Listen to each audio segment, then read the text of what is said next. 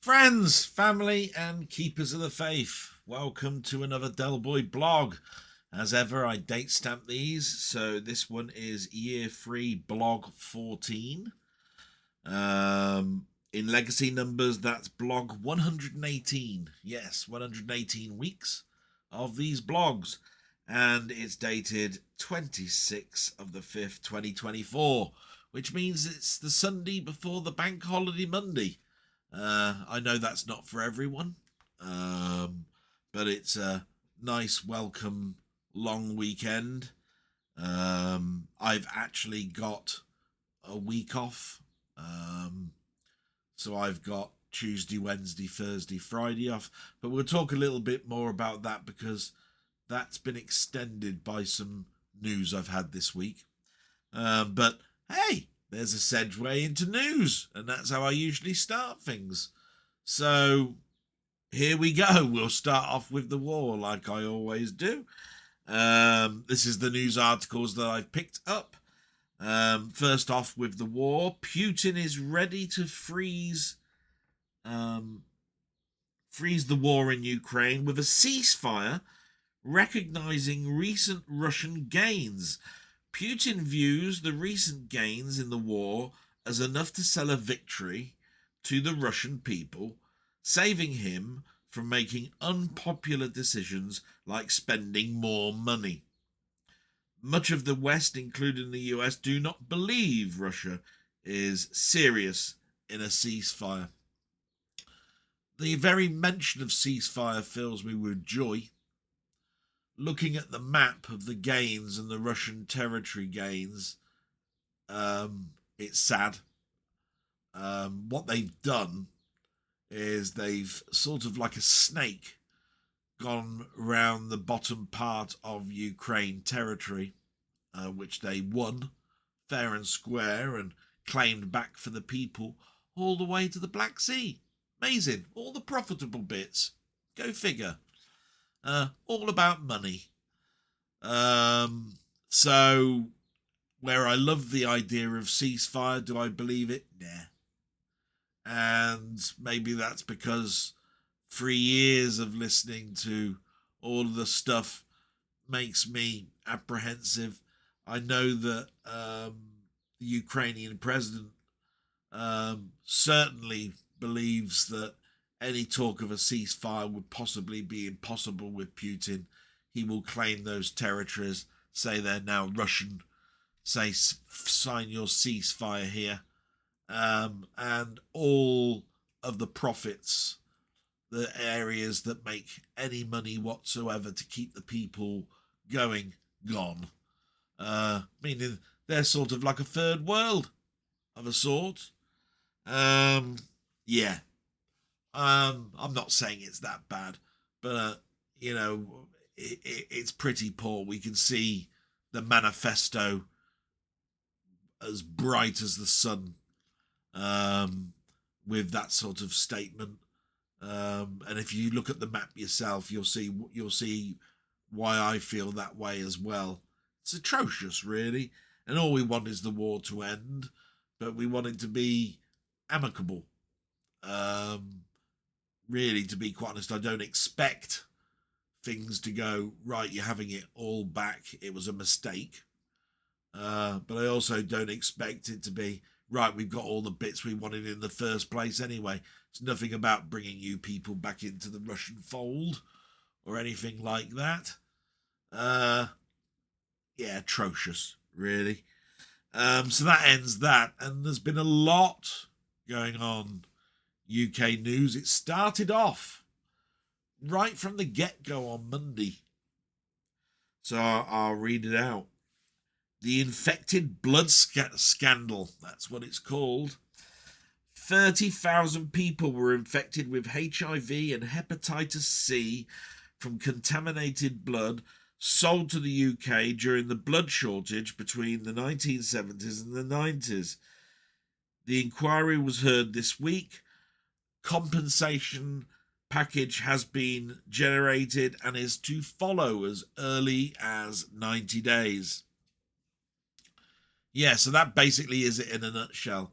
There was a major blood shortage We bought blood from all over the world, mostly though from US. These blood packs were contaminated. Hep A, B, C, HIV. The blood packs were given to people that needed them. 30,000 of is the minimum. Well, that's the number that they've quoted, but they imagine it's much larger. And people have died, suffered through these contaminated blood transfusions, and people around them affected by it all. The package does actually cater for people that have even been affected by people around them, love, members of the family, etc. That's what I've heard. And, I hope people get the compensation they need. It never brings back the person you've lost. It is a sad thing. We learn, hopefully, from these problems. And, fair play to everybody who donates blood in this country. I'm hypertensive. I've always asked the question every couple of years, if I take blood pressure tablets and I'm designated as hypertensive, can I give blood? Never got a proper answer to it. I think it's a no. But some have actually come back to me and gone, oh, if your blood is under control, then of course no problems. But I always think, yeah, but my blood's filled with the medication that keeps it under control. Surely then that there's traces of that in the blood that they pull out from me. Never really got an answer to it. But I've never been squeamish to turn around and say, don't give it. It's just I've been told and then mistold what I can and can't do as a hypertensive person. I might raise that up again, but at the moment, I'll talk about my health news after the news. This week, the general election was announced in the UK, and it is dated for July 4th, 2024. All parties are now rallying for our votes. Yes, from the moment it was announced, late Thursday, the news has just been awash with Lib Dems, Labour, Conservatives, where they are in the country, where they're rallying for your votes, their policies, all of that sort of stuff. Some people thought it was going to be in November. It's been brought forward to July. Some of them been saying, is this a good thing? Is it a bad thing? I just noticed the date, July 4th. Hang on a minute. The 4th of July. There's an important date there, isn't there? For certain parts of the world. Oh yeah, America, Independence Day. I hope they don't look at this as, oh yeah, trying to steal our thunder, are you? By stealing all the news, by announcing a new Prime Minister. I don't think it's that at all. I think from most of the talks, the Conservatives aren't going to win. And it's better to do it now than later.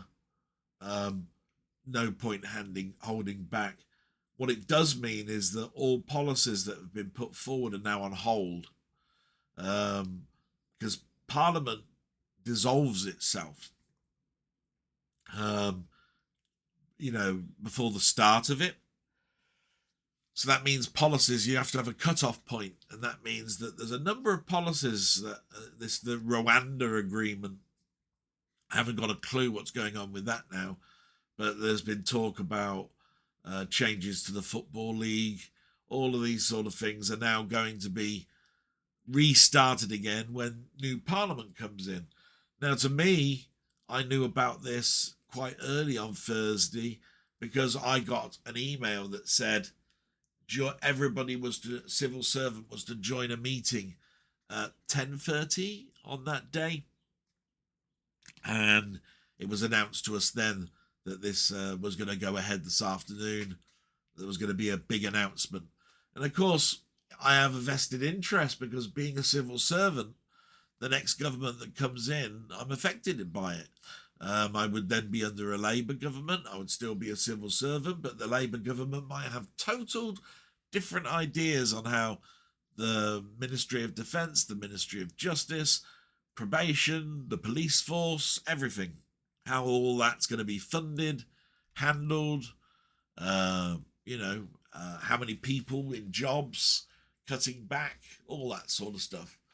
So, yeah, I knew about it quite early. So that was a big piece of news. And then the last one was the post office scandal. Obviously, the inquiry has been going on all these other weeks, but I haven't been talking about it because I talked about it to death, really. But a very important character in this big fiasco of the post office, her name eludes me for a minute. Yeah, Paula Venables. She was the the post office managing director through the period of this scandal. So she was interrogated this week. She was there for 3 days, I believe. Booed all the way through it, groaned at all the way through it. The first day, she broke down in tears. The second day and third day, whenever a horrible question would come up, there was long pauses, very long pauses. That's all that was mentioned, really. Some of the things were damning.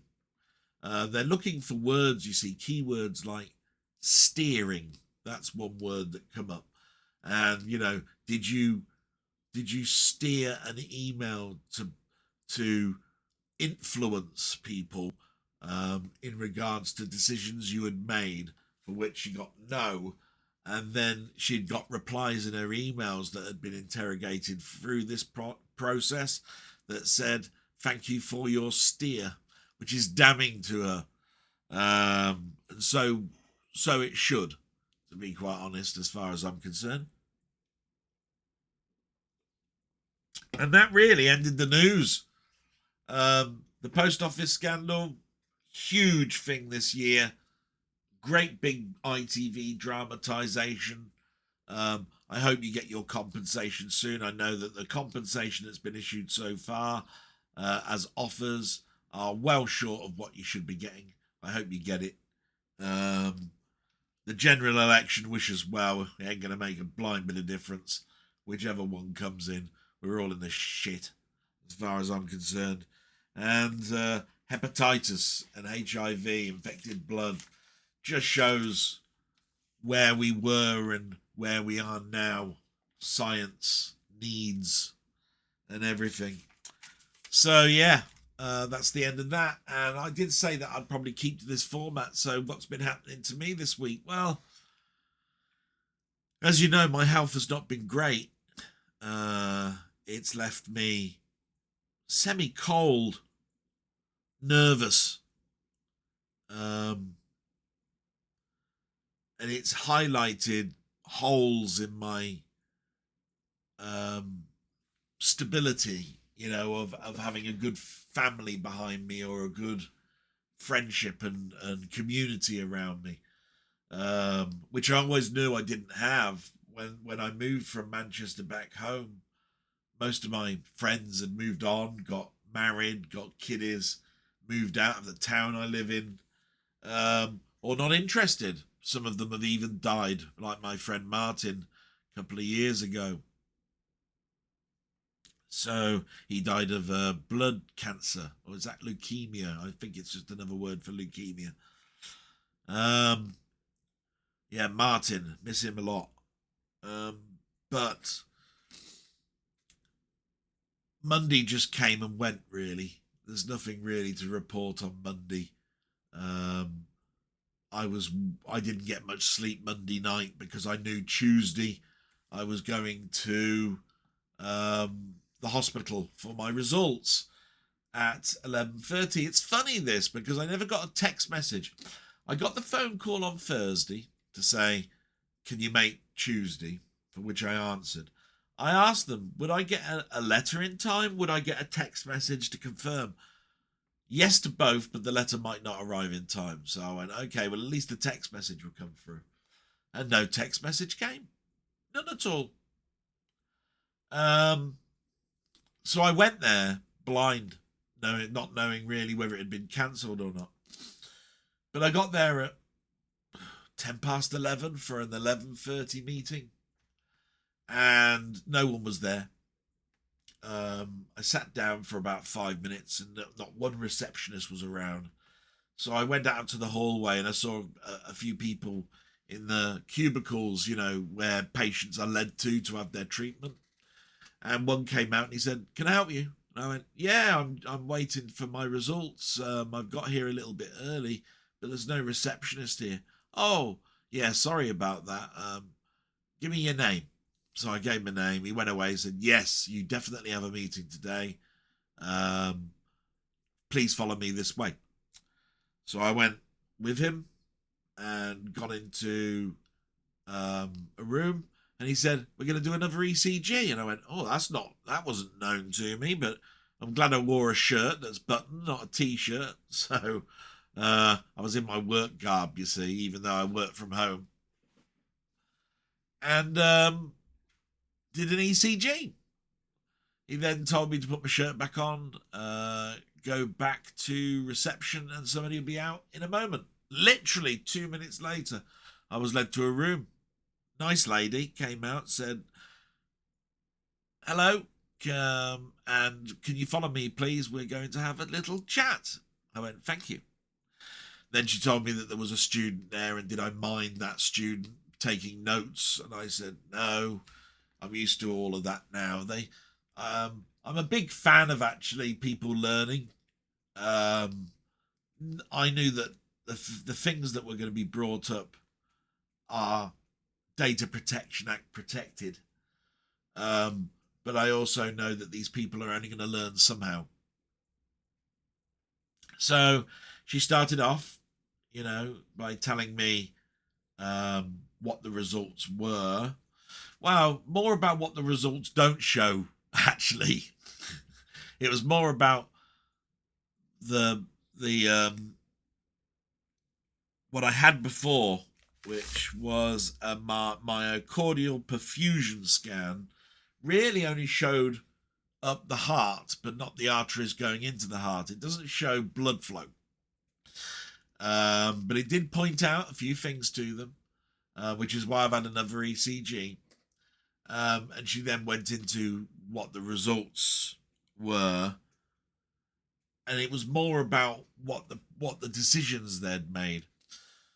With only the scan to go by, they really need to know where the pinching of blood is going, because they recognise there is a problem with either blood coming in or blood going out. They know sort of how healthy the heart is by the scan that I had, but not where the problems are. And then she explained things like it was a washing machine. It's the only way I can sort of explain it. She told me about the many arteries that go into the heart, that these arteries get blocked, a bit like calcium in a washing machine. And when they build up, blood gets pinched, the flow is not there.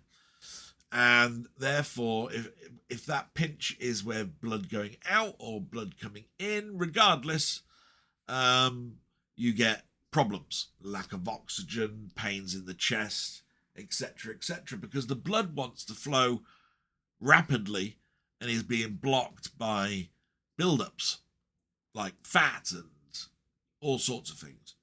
Disease, one of them.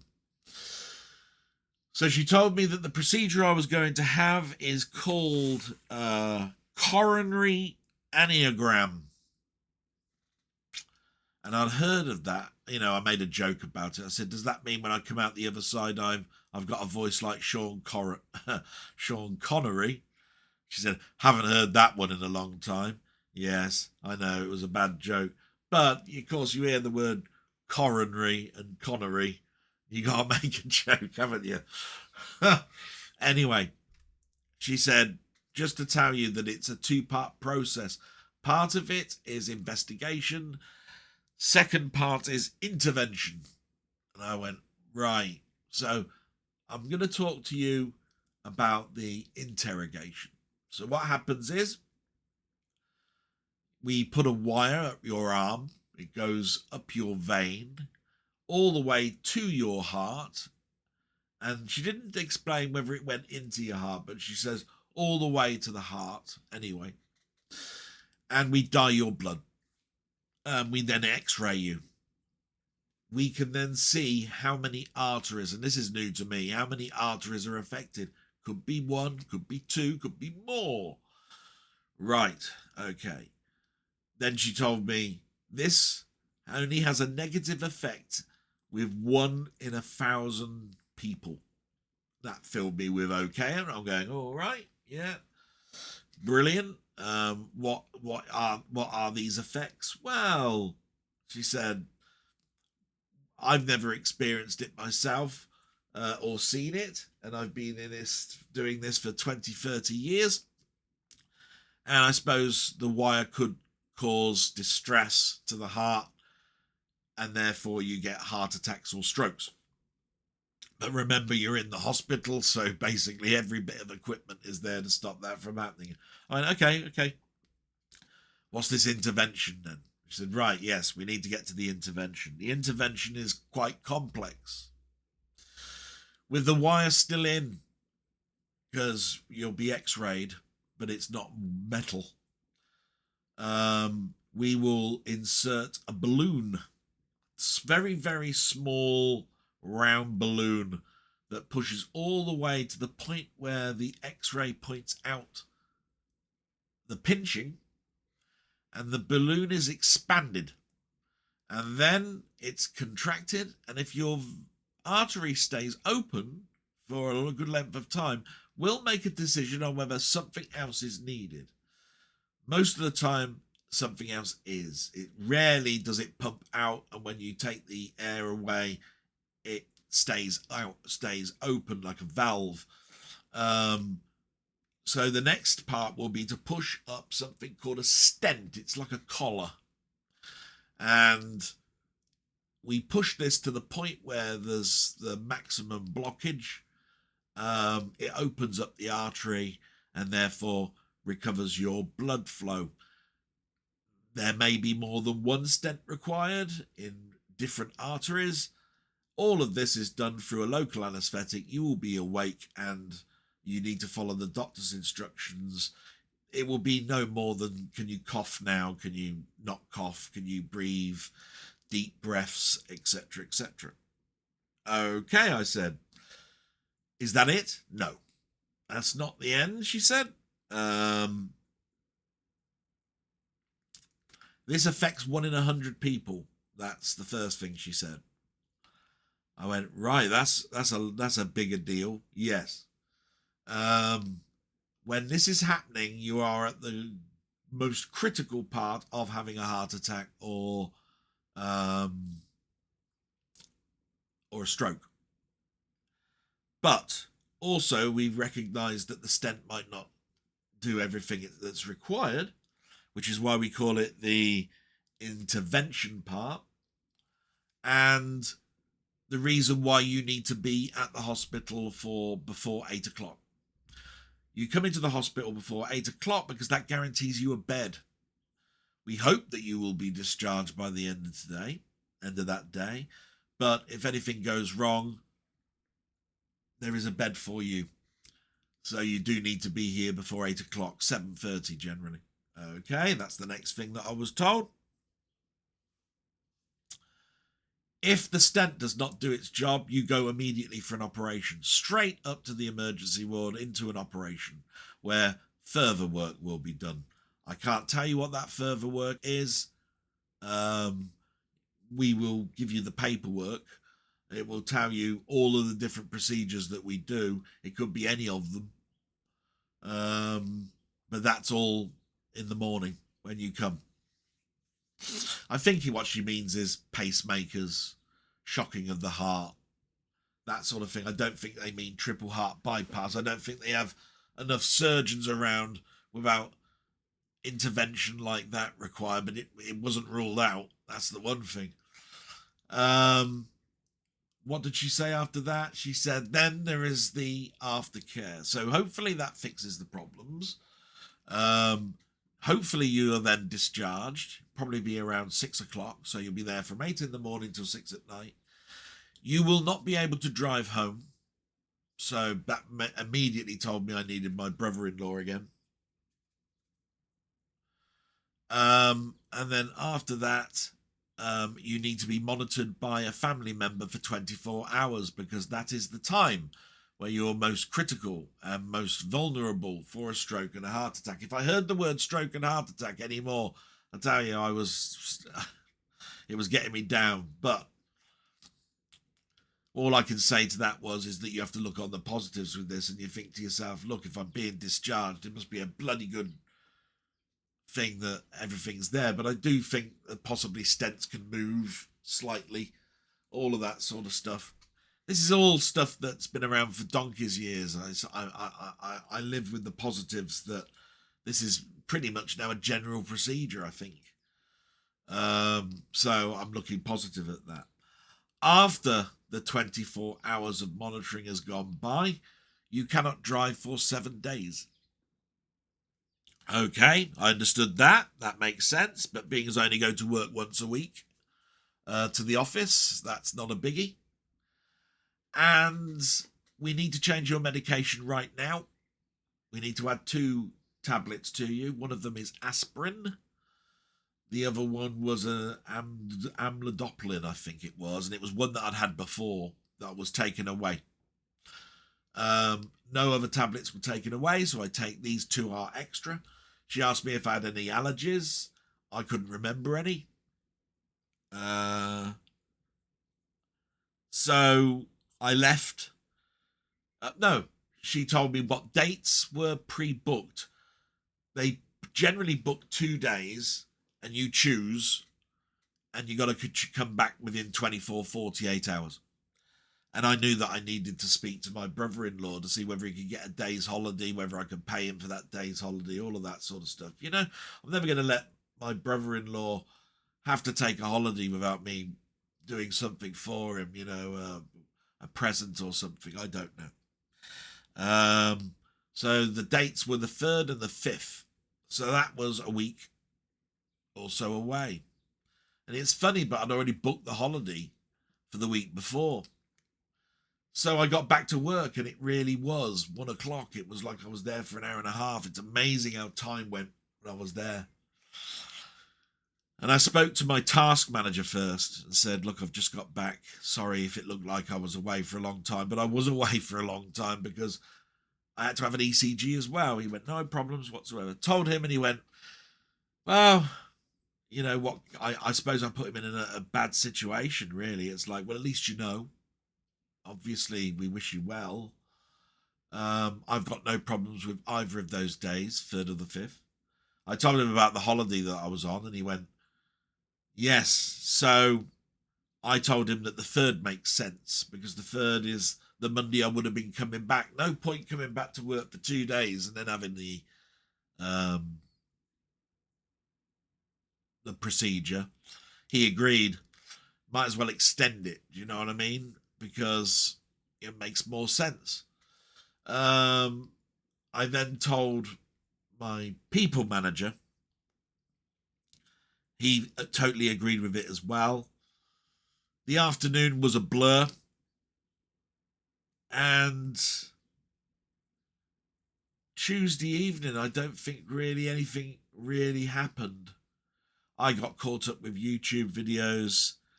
I tried to contact a few friends. I know I got a few phone calls. Denny called me. I'm pretty sure I had a video call with my friend Nigel, which cheered me up no end. That was out the blue and really, really nice.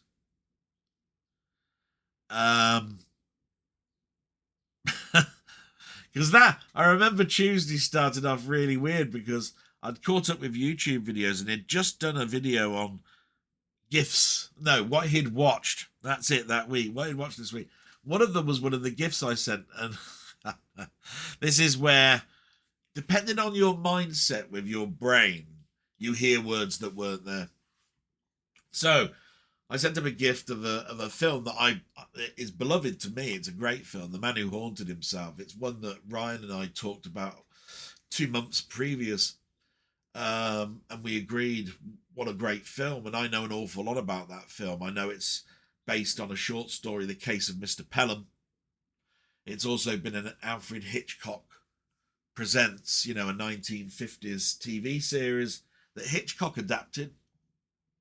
And it's Roger Moore's favourite film that he enjoyed making. It's not his favourite film as a film that he'd done, but it was a favourite time for him to film, and he really enjoyed everything that was going on the set, and the laughter and the fun and the production and the outcome of the film. And unfortunately, Nigel didn't like it, and he did use a lot of negative words, and I swear I heard him say he hated the film. And there's certain words that sort of like a red flag to a bull, you know what I mean? And he said, "Did I say that word?" And I said, "I'm pretty sure you did, matey, but it was along other words that were saying like shite and pointless and other, Anyway, he said, "Yeah, but you can't expect every film that I'm sent to I'm gonna like and all that." I said, "No, it wasn't that." I said, I dare say it's just that with the long gap between our talks, I've lost the ability to know what you like and what you don't like. You know what I mean? I used to think that when you told me about what you watched with your dad, that this would have definitely been one of those ones because it's a 1970s film. I've done interviews with you and you loved Hammer horror, and it's definitely in that type of mold. And so it just proves to me that after so length of time since we chatted, that I've lost the ability to know what you like and what you don't like. I think he understood that. And so Tuesday ended on a high, really.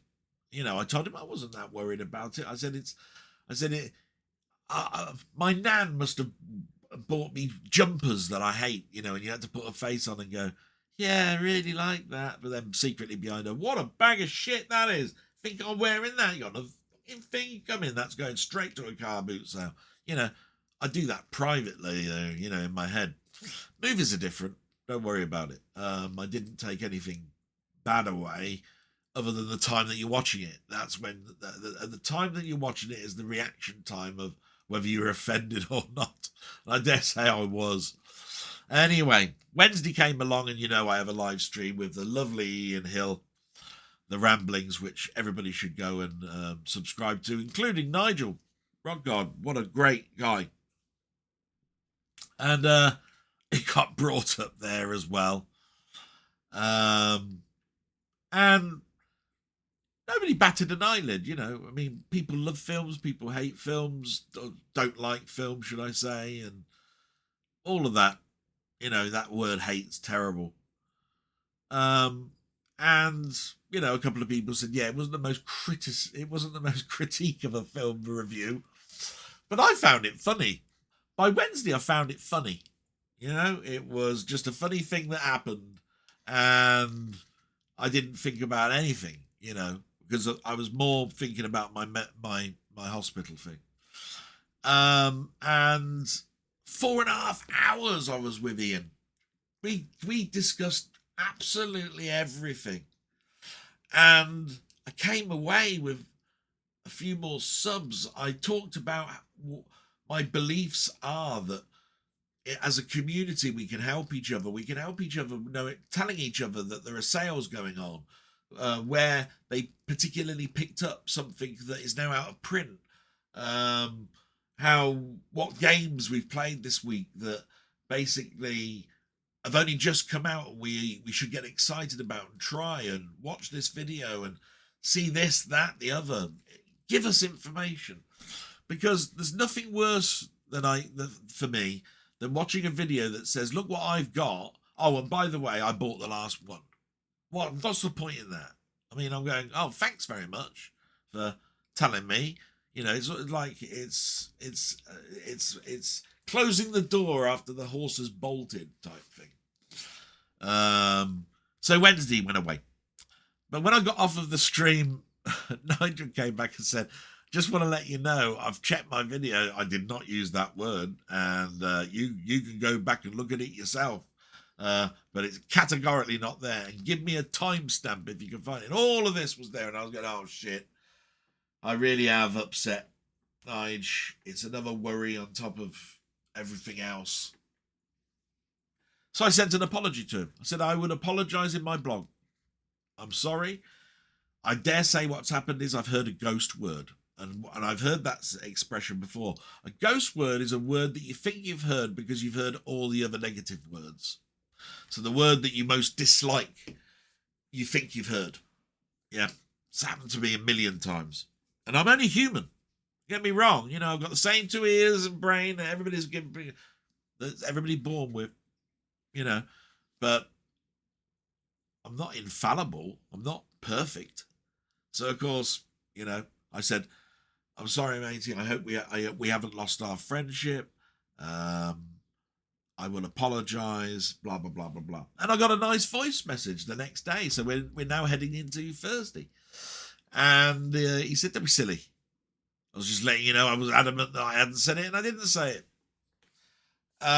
You know how it goes. A conversation can then go back and forth because you're not actually having a phone conversation.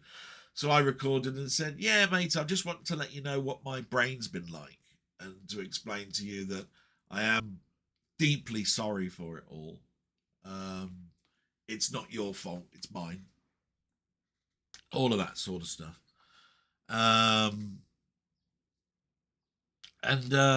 It was about 10 minutes. I couldn't believe I talked for 10 minutes about how my brain was thinking. And he came back and he laughed and he said, I totally get it. He said, let's not talk about it anymore. We both agreed on that.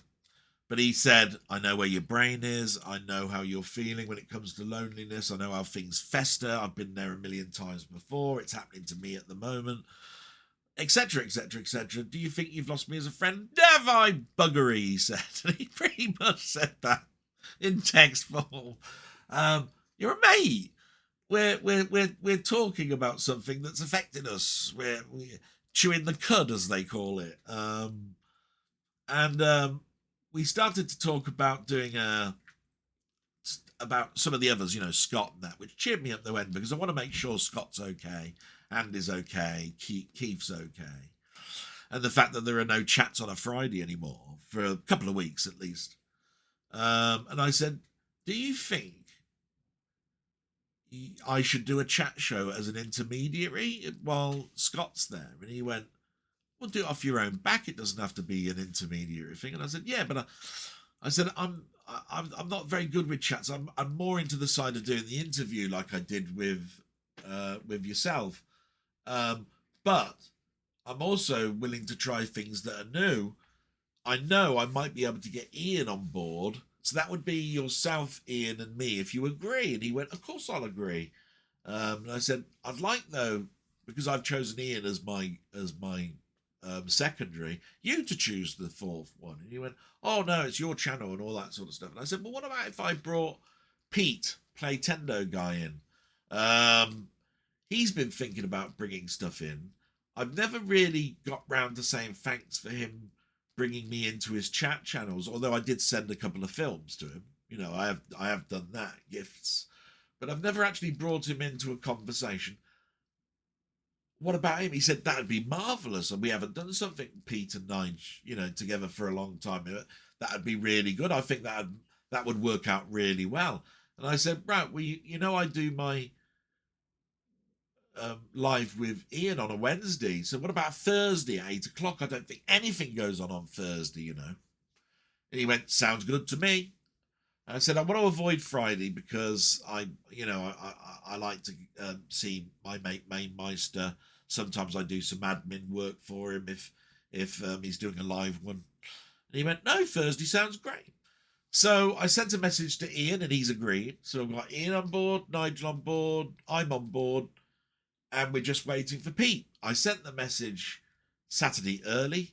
It's now Sunday morning. I haven't had a reply back yet. So if that doesn't happen, I've got backups. I might ask Ryan. I might ask Sammy. All sorts of people. I think it works well as a 4. And I hope you'll all join me. Thursday, therefore, went. Friday came along. And I'm on holiday. So Thursday finishes work.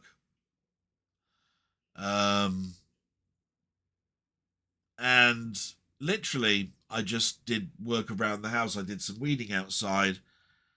Went to Iceland and picked up some stuff for my mum. Went to...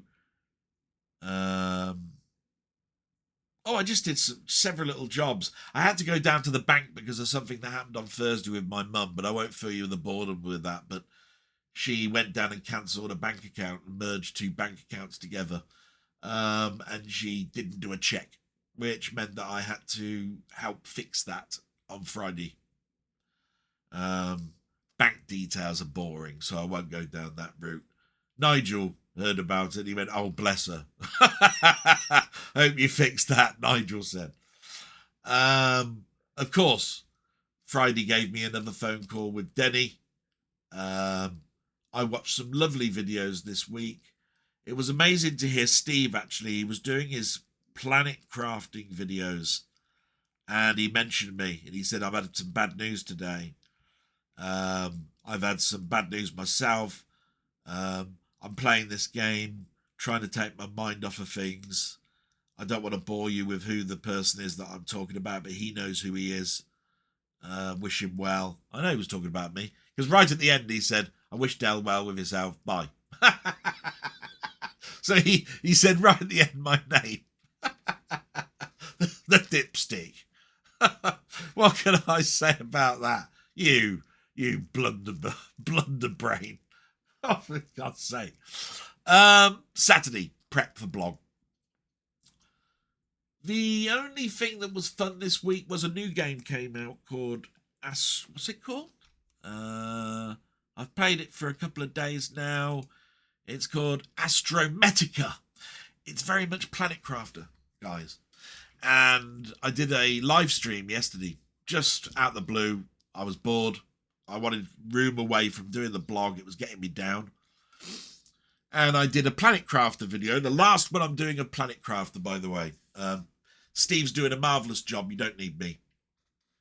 And it was just a show around my base before I uninstalled the game.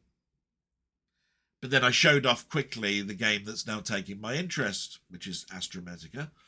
And, oh my God, this game is free. Costs nothing. Came out Wednesday. It's a prologue, which means that you can do about maximum a quarter or a third of what the full game will be. The full game is supposed to be in the next couple of months. So play this game, see if you like it, get pre-orders in, all of that sort of stuff. And basically, it's Planet Crafter with no planet. You're in a minefield. You build a base. There's all these crashed craft around that you can interrogate, just like they are in Planet Crafter. You pick up resources by mining, which instantly got my brain going because Steve loves mining. I love mining. So there I am with my mine trying to get coal, copper, iron, all that sort of stuff. Build my base. Get some automation going so I can go off and investigate what's happened with all these crashes. And there's a space gate in it, and it's broken. So it's got me thinking, and it is a grind. I mean, don't get me wrong, Planet Crafter, Astrometica, all grinds. It's like got to get all the resources together before you can do anything. But I'm used to grinds. Real-time strategy in games like Command and Conquer, they were all get the resources, get the tech up together, build a tank that gets to a level 2 tank, that gets to a level 3 tank, that gets you to the helicopter stage to build the helicopter 1 tier, helicopter 2, build up your base, go and send the whole shitload to the enemy, blow them up, right? Exactly the same. Get the gold, get the copper, get the iron, bring it back, build a base, etc., etc. And in this one, there are alien creatures that can affect you. Planet Crafter has none. You only run out of oxygen or run out of food or whatever. And what happens is you drop what you were picking, what you had, and you instantly had to traverse back to where you died to pick up what you dropped. You know, that's the worst thing that can happen in Planet Crafter. But Planet Crafter is more varied because it's plants, it's a planet, water suddenly grows, it rains, asteroid mining thing, disasters. Haven't seen any of that in Astrometica. So they are two independently different games. And we get to Sunday with the blog. Pretty much my news for the week. Highs. Speaking to Nige, speaking to Denny, speaking to Mamemeister. He called me up on Saturday. We talked about his camera. I gave him some news on a camera that's just come down in price. I love helping people. If I can give some information about how I can fix what they've got or advise a good one that's an alternative, brilliant. This particular camera is the one I'm using, by the way, and it's now half price. Just to let you know, it's called a Razer Cairo Pro. If you go to Amazon, you'll see that it was £189. It's half price, just so you know. And that's because there's a new model coming out. It's pretty easy to understand. It's last year's tech. Get rid of the shit. You know what I mean? If you wait a bit longer, it'll probably be down to about 60 quid. You know, it's whether you think that this picture is quite sharp or not. I think it's the best camera I've ever had, to be quite honest, at the moment. Pretty darn good. Anyway,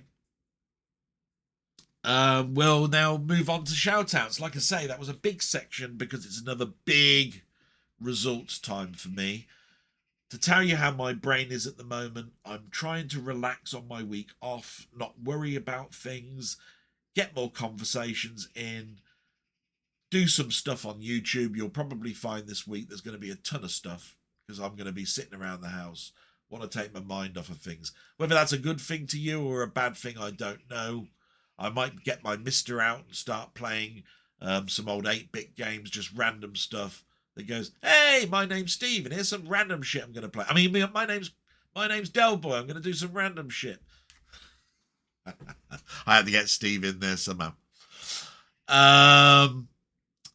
So yeah, let's do the shout out, shall we? Enough about me. Thank you for listening, though.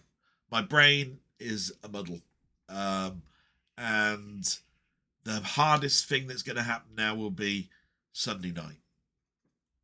So that'll be the next blog, basically.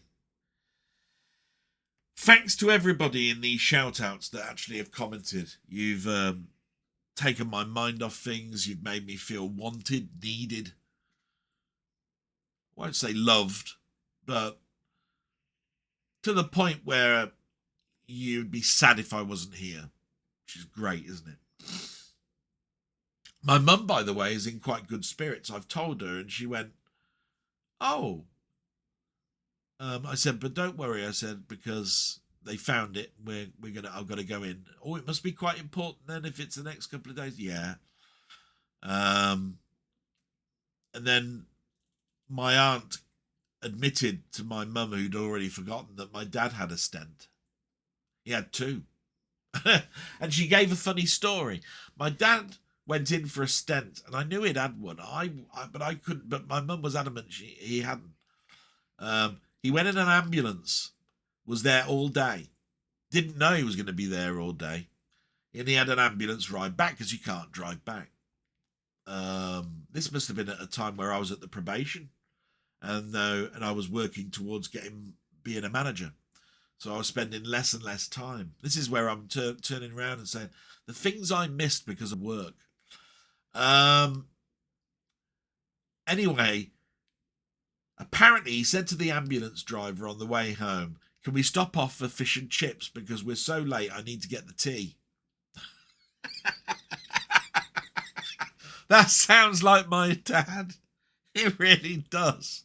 Always thinking ahead. It's like, oh yeah, I'd normally be getting, the Friday chips or something, because it must have been a Friday, I should have thought.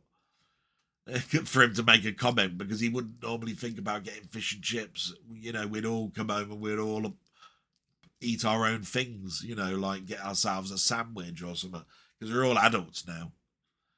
So that made me laugh. And apparently he had 2 stents, and he had that 5-6 years before he died.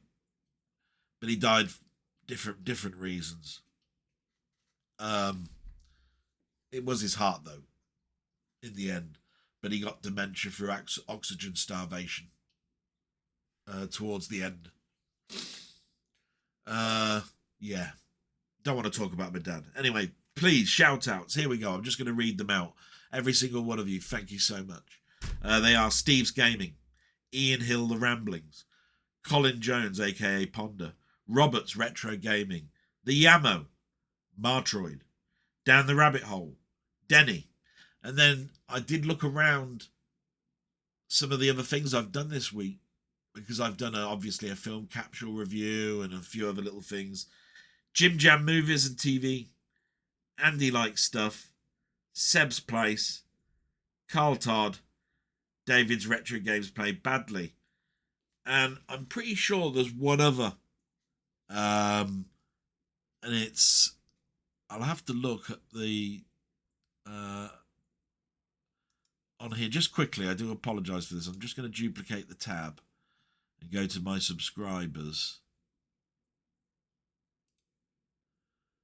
And because I forget his name, and he's got a brilliant channel, by the way, but I couldn't find his comment. It disappeared.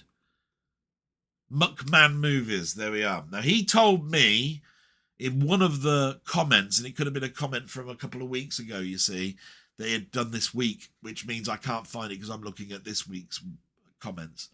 It's that there was a sale on it, Vinegar Syndrome. And this was off of the back of the live stream that I did with Ian Hill. And he said it's a pre-Black Friday. It's called a halfway to Black Friday sale. And he hoped that I'd find some good videos there if I wasn't aware of it. And to be quite honest, with everything that's going on with me at the moment, I didn't know about it. And I should do, because there are channels that I watch, like every now and again, like mid-media movies or something like that. And they're always telling me about sales. But I'd missed this one. So thank you so much, my friend, for telling me about that sale, and I've broadcasted it here as well. It's been on since Friday, so I think most of the stuff has gone.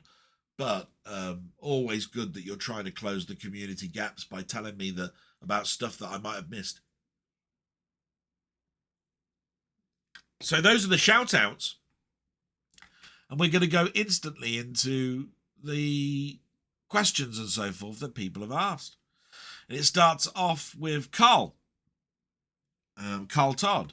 He's put, "Hi Del, sorry, very last minute here. I hope it isn't too late. I can see from the comments that you received your results back. Whatever the outcome is from those, I think that it will give you some peace of mind to know where you are heading now. The waiting for the results can be so difficult. Remember that it is better to find out any issues sooner so that they can help you." And you know what? That's what my positive side of my brain keeps saying. But I tell you what, it's fighting with that, oh my God, negative side. And the negative always seems to win. But, I keep telling myself, is it better to know than not know? At least we can do something about it. And that's what I keep telling myself every morning. "I know from your comments that sometimes you can feel lonely, and maybe when you are in the dark place it can be easy to feel neglected. Everyone has busy lives and many issues themselves, but the main thing to remember is that even if people are not in regular contact with you, I can guarantee that they'll be thinking of you from time to time and wishing you all the best. People come back to you every week to comment and give you questions. All of these people will be thinking of you." And yes, and that's where I'm saying the regular people that were commenting I could see, and the ones that weren't, I'm not. And I wonder if if there's some of those were regular commentary people. I'm talking close friends that phoned, and that wasn't happening. And I've seen other people that have had bad health issues, and instantly they've got about 50 or 60 people saying things. And for me, it was like 5, 6. And I just thought to myself, yeah, I've got such a small group. And that's why that side of the brain was going, do you know what? I'm going to die a man with no friends, and I'm probably going to be sitting on my sofa for 3 days before anybody discovers me, and all sorts of stuff like that. Shit, crap that you don't want in your brain. So, of course, everything there is self-explanatory, but it's hard to get round the emotion of it. That's how I put it. I'm intelligent enough to know I'm in good hands. What you have to understand, the emotional side of things, far, far more powerful a thing against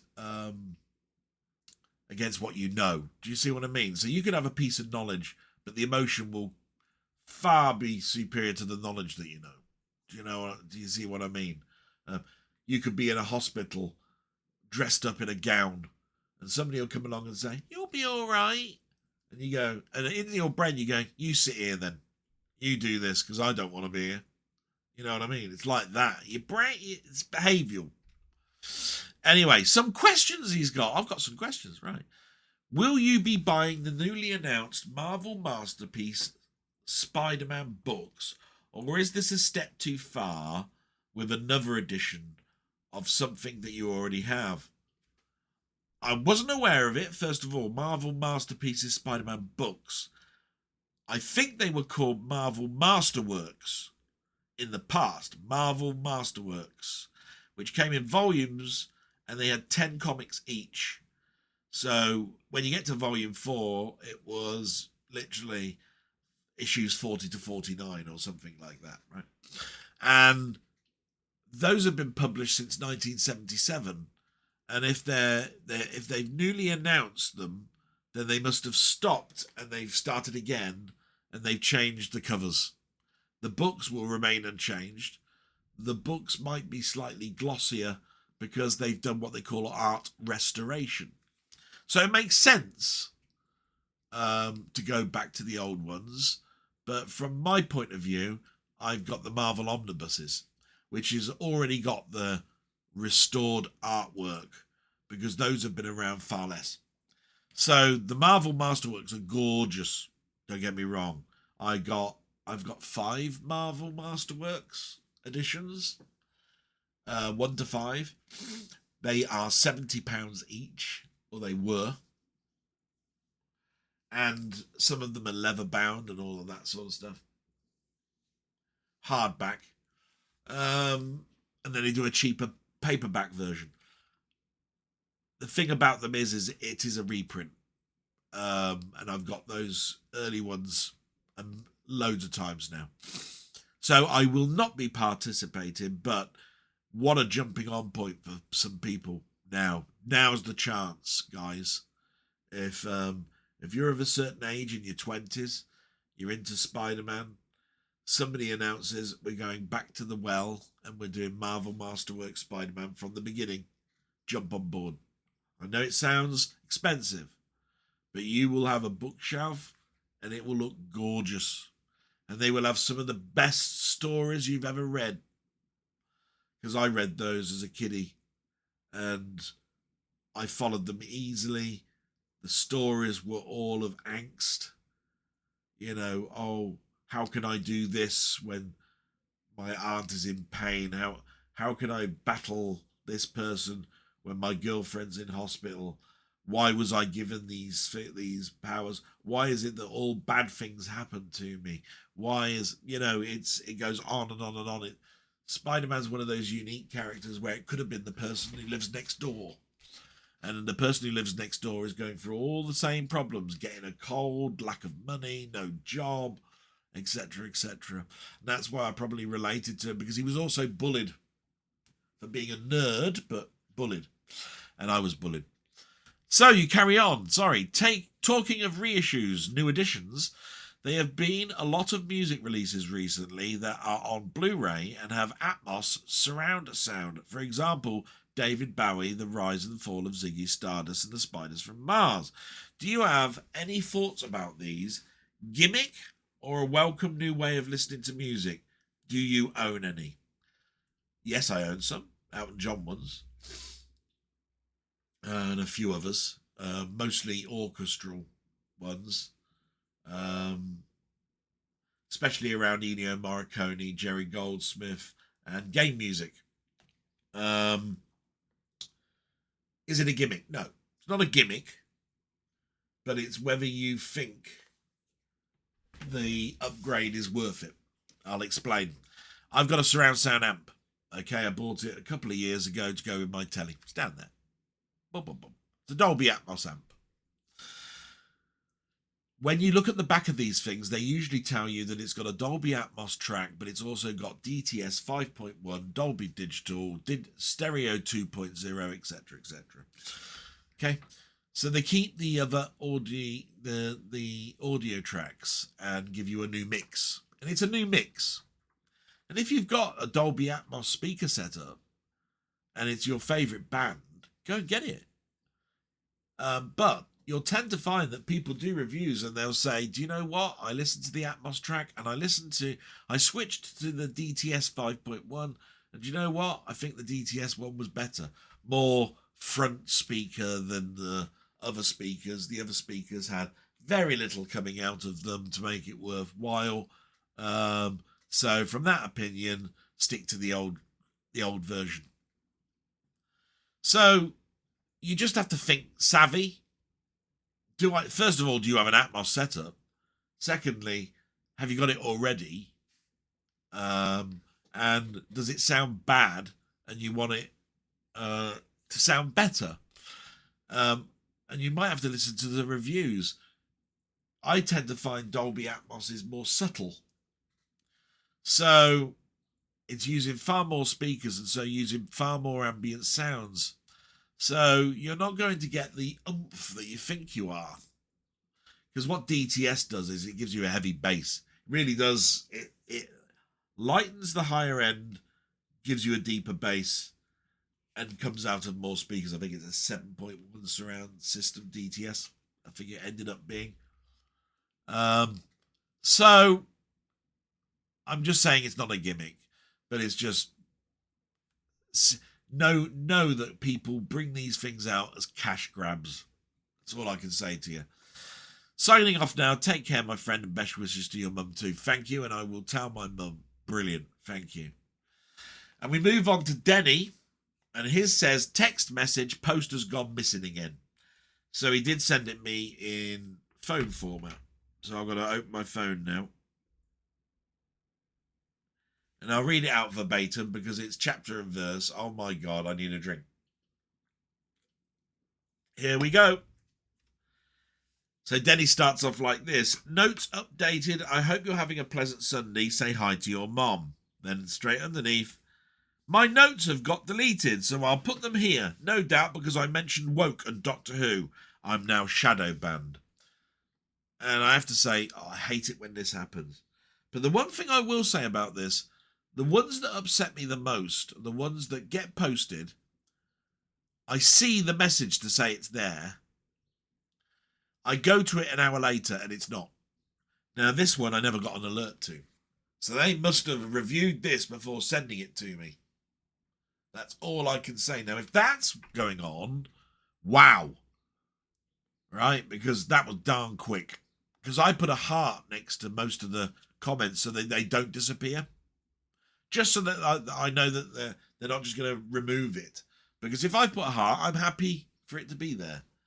And YouTube should have no say, really, unless they think that there's been a breach in their quality control in regards to what is acceptable and what is not acceptable. Make up your own mind. I'm going to read out Denny's message from start to finish verbatim. Obviously, you know that pretty much I'm agreeing with Denny. But obviously we do cattail a little bit in regards to certain stuff. I'm not quite so damning on certain things.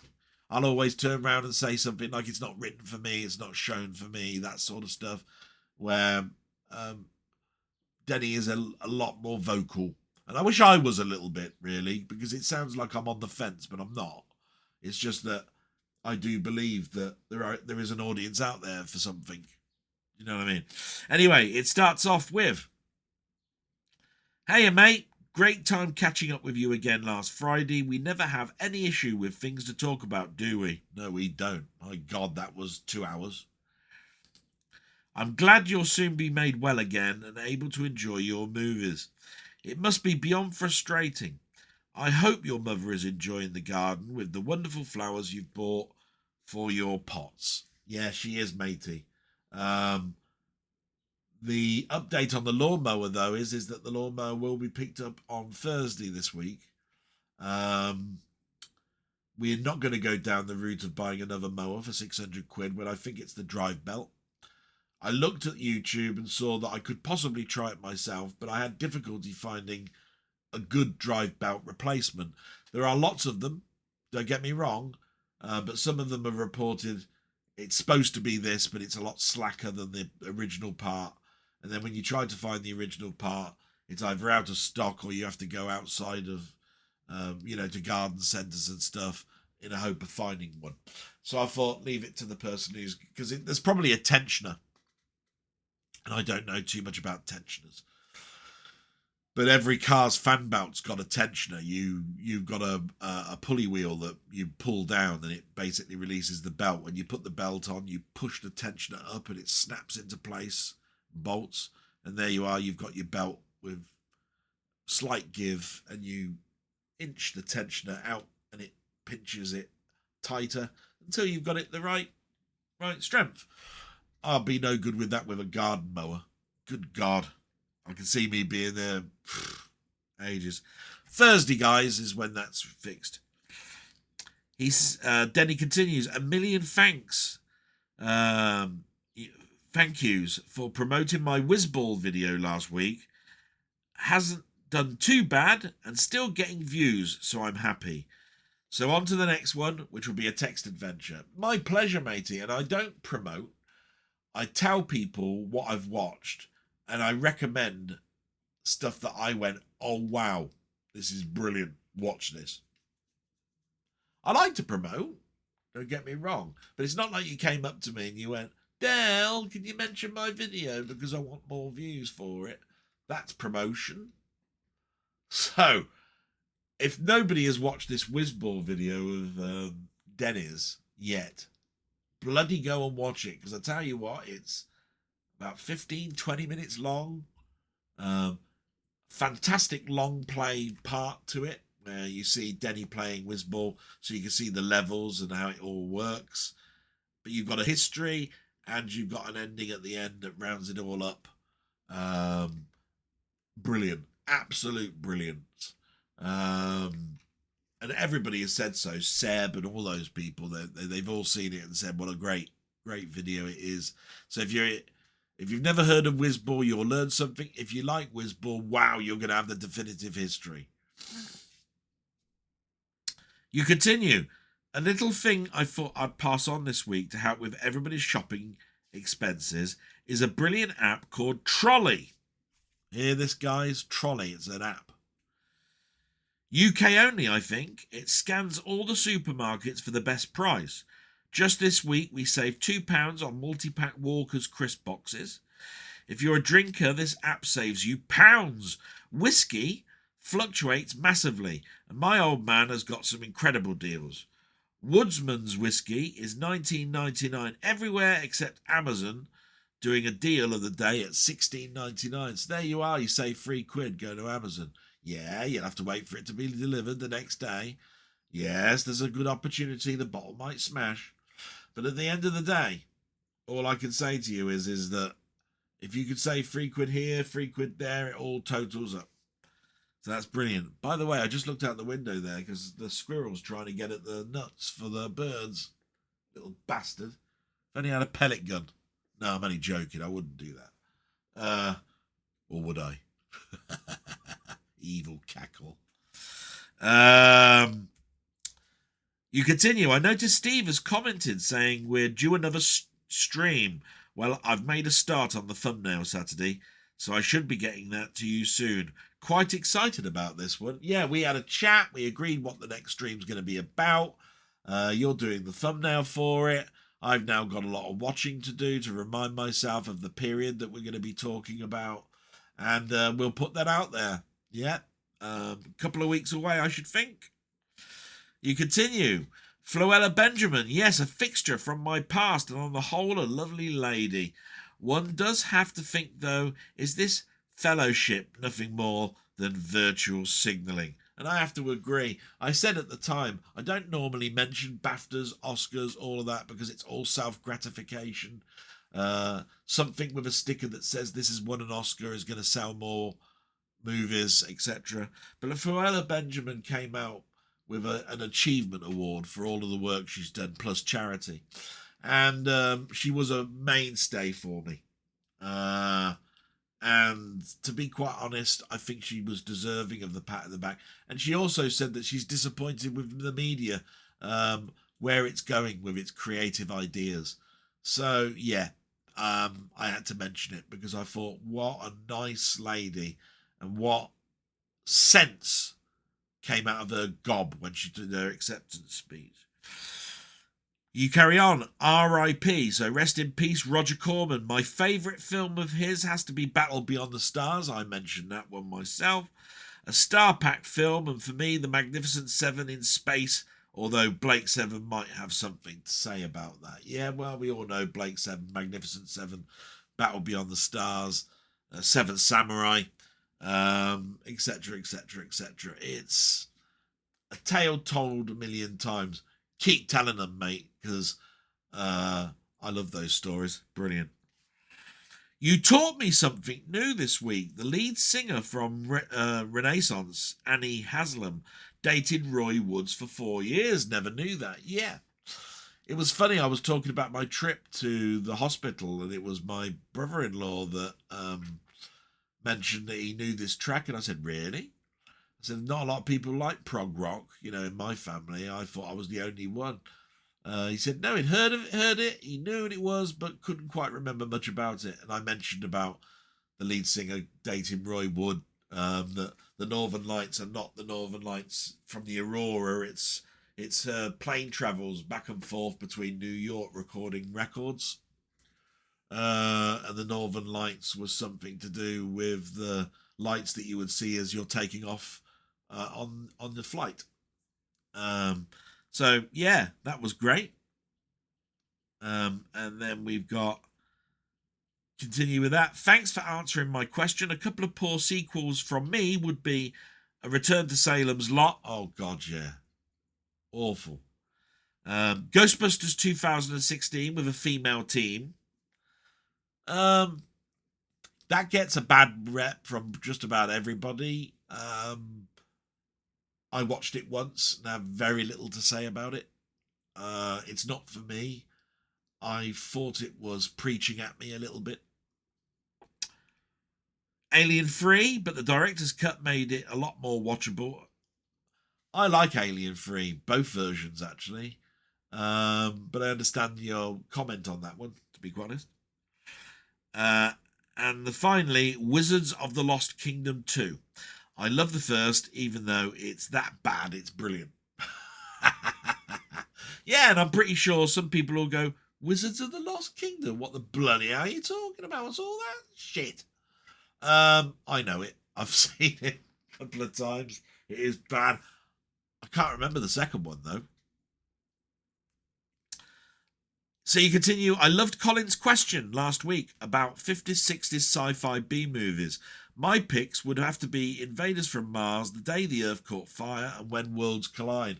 And I've said all three of those as well. It is difficult for me, I must admit, with some of these things, because there are so many that are personal favourites of mine. I have to then turn around and go, I'll tell you what, I'll read out the ones that come into my mind right now, not preempted by looking and all of that sort of stuff. And those were the ones that came to mind. I think some of those actually that you mentioned there I did mention. So you continue because you like to help people, and this is what I love about everything. Films I would recommend this week. They star Eric Bana, called The Dry and The Dry 2 Force of Nature. Both are Australian productions, but thoroughly entertaining. On TV, it has to be Dark Matter. It just gets better and better. A 21st century sliders. Yes, I saw Dark Matter. That's an old one. But when I say old one, I mean an old new one. I got to, I think, season 3, and then things have gotten on top of me, so I haven't watched beyond that. Pretty sure we're talking about the same one, Dark Matter. Yeah. Panther introduced me to that one, I think. Now, this is where I think you might have got the stuff. I'm reading it now. Just for the record, modern Doctor Who is still shit. Stinks worse than dog shit and vomit since the joke. That's the episode called The Joke. It became when they said a woman could take the lead role. Yeah, sorry. So let me read that back. Just for the record, modern Doctor Who is still shit, stinks worse than dog shit, and vomit since the joke it became when they said a woman could take a lead role. And now a drag artist as a villain. Give me a fucking break. Yeah. Excuse my language, and I can understand it, Denny, and I totally get it. I mean, we've watched this show for, our lives, 50 odd years, possibly between us. I'm 55, you're slightly older, I think. And we watched it from when we're 5-6 years old, so it's a good 50 years. And we've watched all of the episodes, the 10 years where we weren't born, we've watched. And it's changed. And it's changed for me in exactly the same way as what you're saying. Woke, bringing this in, preaching at me, telling me I have to know this when I know it already, etc., etc. I do know that it's not aimed at me. And to those it's aimed at, I feel sorry for it, because if that's how we're teaching people, then that's the wrong way to teach. I went into maths really not understanding maths. I don't want a teacher just to tell me over and over again the formula for something on a hope that on the 50th time of saying the same words over and over again, I'll get it on the 50th attempt. You have to change your stance. Think to one side about what is the block that I've got, and come in from the side with a different approach. So, do I want to be preached at on this? No. So yeah, I read it out, matey, and I hope that people also understand that. And if they don't, well, what could I say about it? From my point of view, I'm with you on a big chunk of what you said. So your question this week: did you used to watch the English wrestling on World of Sport every Saturday? Have to laugh these days how badly choreographed it was. Did I? Of course I did. Now, a big thing, a part of my blogs that have been in the past, was I used to tell you that I used to take my nan to bingo. It was called electric bingo. It was Zetta's, actually.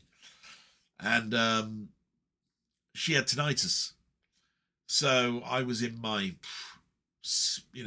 up at secondary school, 1980 to 87, I would have thought. I took my nan to bingo as often as I could. And in the lunchtime, I'd go and get her a bag of chips and bring it to her table, because you were allowed to take chips into the Zetas. Go figure. There was nothing about you have to buy your food inside it or all that. I think there was a thing about drinks. That's all.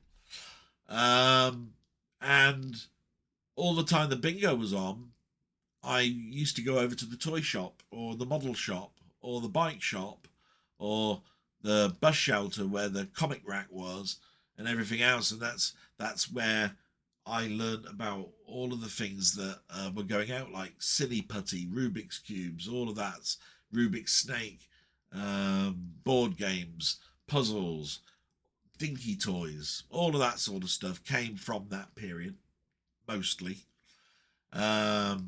Then we'd head back afterwards.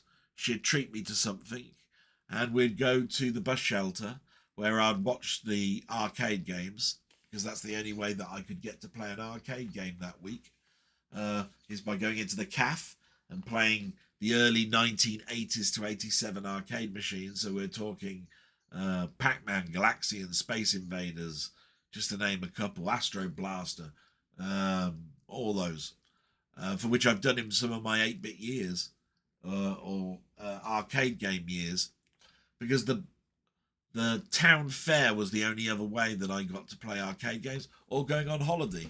Holidays became a distant thing in 1985 because I was 16. We never went on holidays anymore.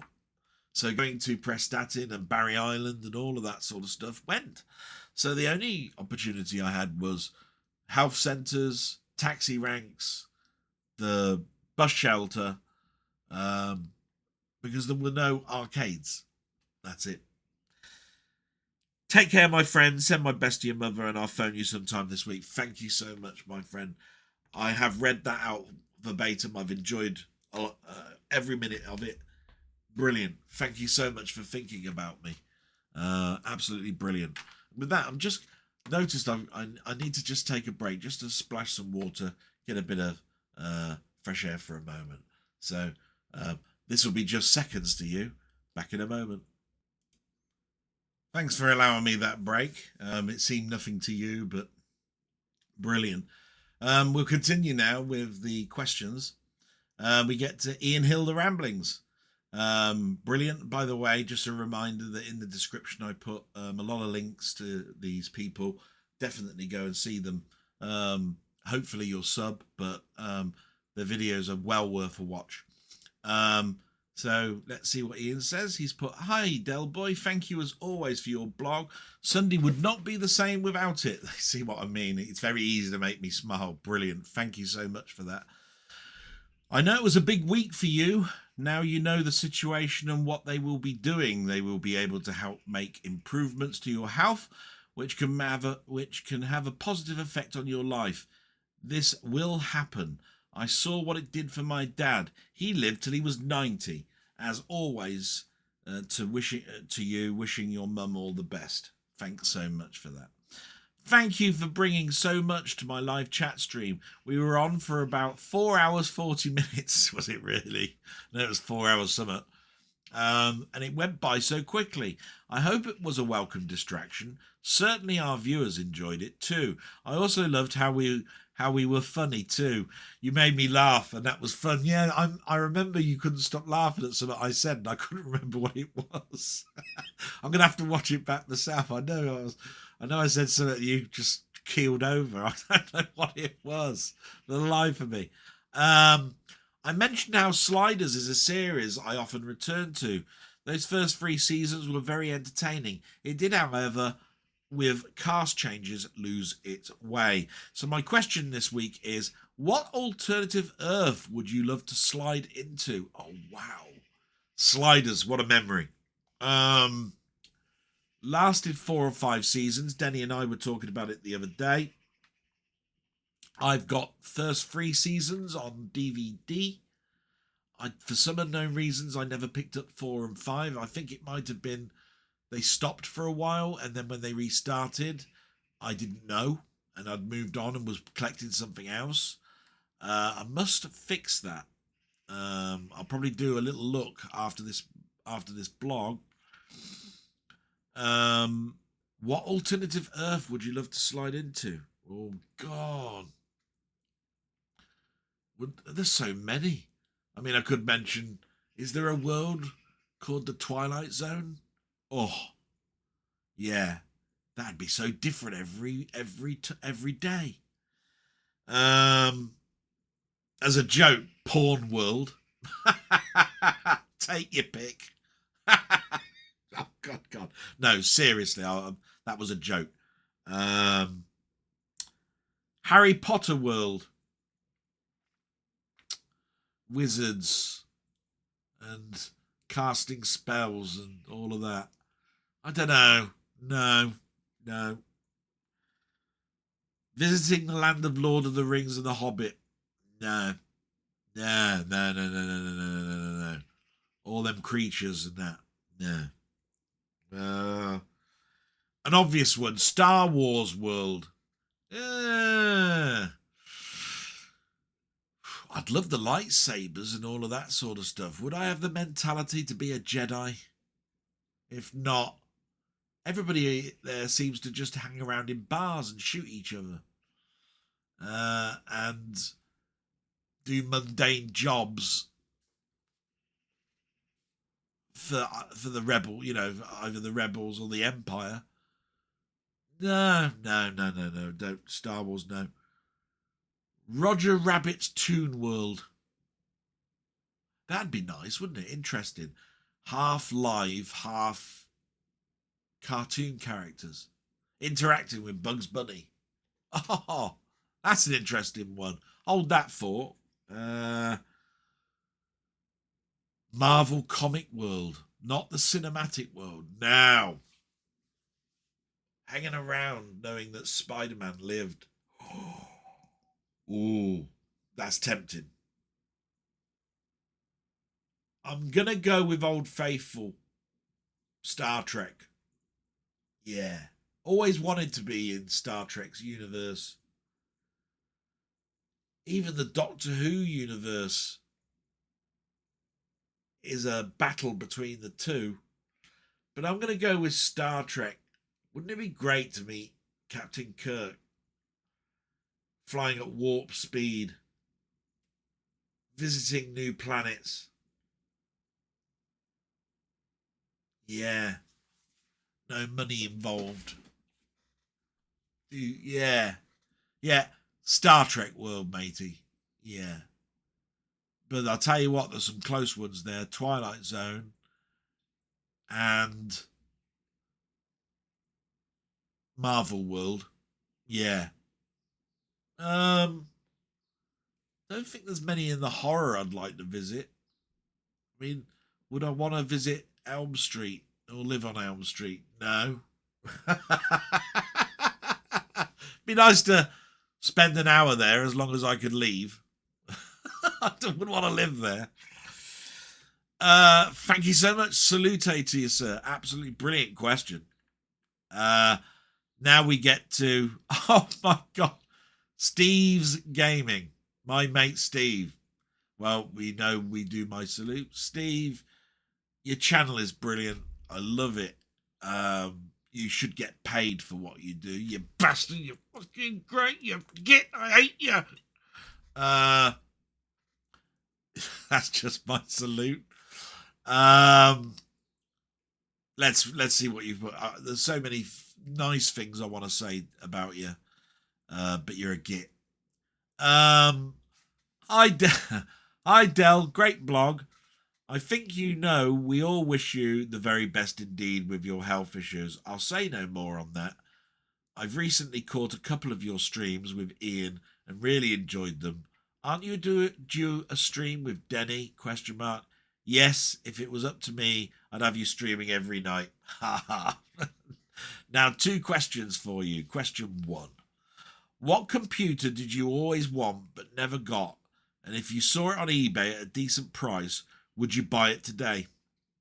That's a difficult one about buying it today because of the Mister. But it's no surprise to anybody that I wanted that Sharp X68000. I knew about that at the days when I had my Amiga 2000 and moving into my Amiga 4000. It was just a no-brainer, but it was Japanese only. It bloody cost a fortune. So it was a no chance, and there was no internet around then. Much, bulletin boards and all that sort of stuff. The only thing I knew about it was based on magazines. It was a time where I could buy any console pretty much. Even PC Engines were easy fodder to get if you looked. Getting all the backup equipment for these consoles, if you looked, became easier. There were so many UK distributors of Japanese stuff. So the Sharp X68000 is the only one I think. There was a Memorex that I talked about a couple of weeks ago, but I haven't even bought it now. So the Mister makes that one hard because I can do those things now on the Mister. I've got no space. I've still got the machines that I have a nostalgic view on because I own them, and those are not going away. I move forward, but do everything now on the Mister when it comes to those. Don't really do too much emulation wise. Still do the odd thing with MAME, but not much else. I hope that answers that question. Question 2, going straight, the spin-off. Oh, going straight, the spin-off from Porridge. Did you watch it, and what are your opinions on it? We have a full collection on DVD, and quite frankly, I think it's rather underrated. It's good. It is underrated, matey. I knew of it. I saw it. When I bought the Porridge collection, Going Straight was a single disc BBC collection that you could get. I bought it at the same time as my Porridge collection of Christmas specials and seasons. Going Straight was brilliant, but then again, Richard Beckinsale, what a character. Him coming out of prison and then trying to take on the role of a night porter at a hotel, trying to go straight, people trying to take him off of Going Straight. They're all the things that would have gone on for any prisoner that would have come out. Wasn't so much anything in there about probation, really, that I remember, which intrigues me now. But I remember Richard Beckinsale, they were going to do a second season, and he died shortly after the last broadcast, and the awards were going out for best comedy that year. So Ronnie had to pick he had to pick up Norman Stanley Fletcher's character, had to pick up the award on behalf of his friend, and he was almost in tears. I remember that. Yeah. Yeah. Ronnie Barker was brilliant. Sad loss, and I met him. He had he owned a antique store in Chipping Norton, which is literally 15 miles away. Met him several times at his antique store. I'd just travel there just to have a look around. And he was never shy about giving an autograph or chatting. I did it rarely because I knew he must be pissed off with people doing it all the time. But yeah, several times met him. Brilliant. So you put, take care, mate. All the very best to you and love to your mum. Thank you so much, Steve. You bring so much fun to your channel. That's what I like. You're doing a series at the moment, Planet Crafter, which to me is fun to watch because I learned nothing because I'm ahead of you. But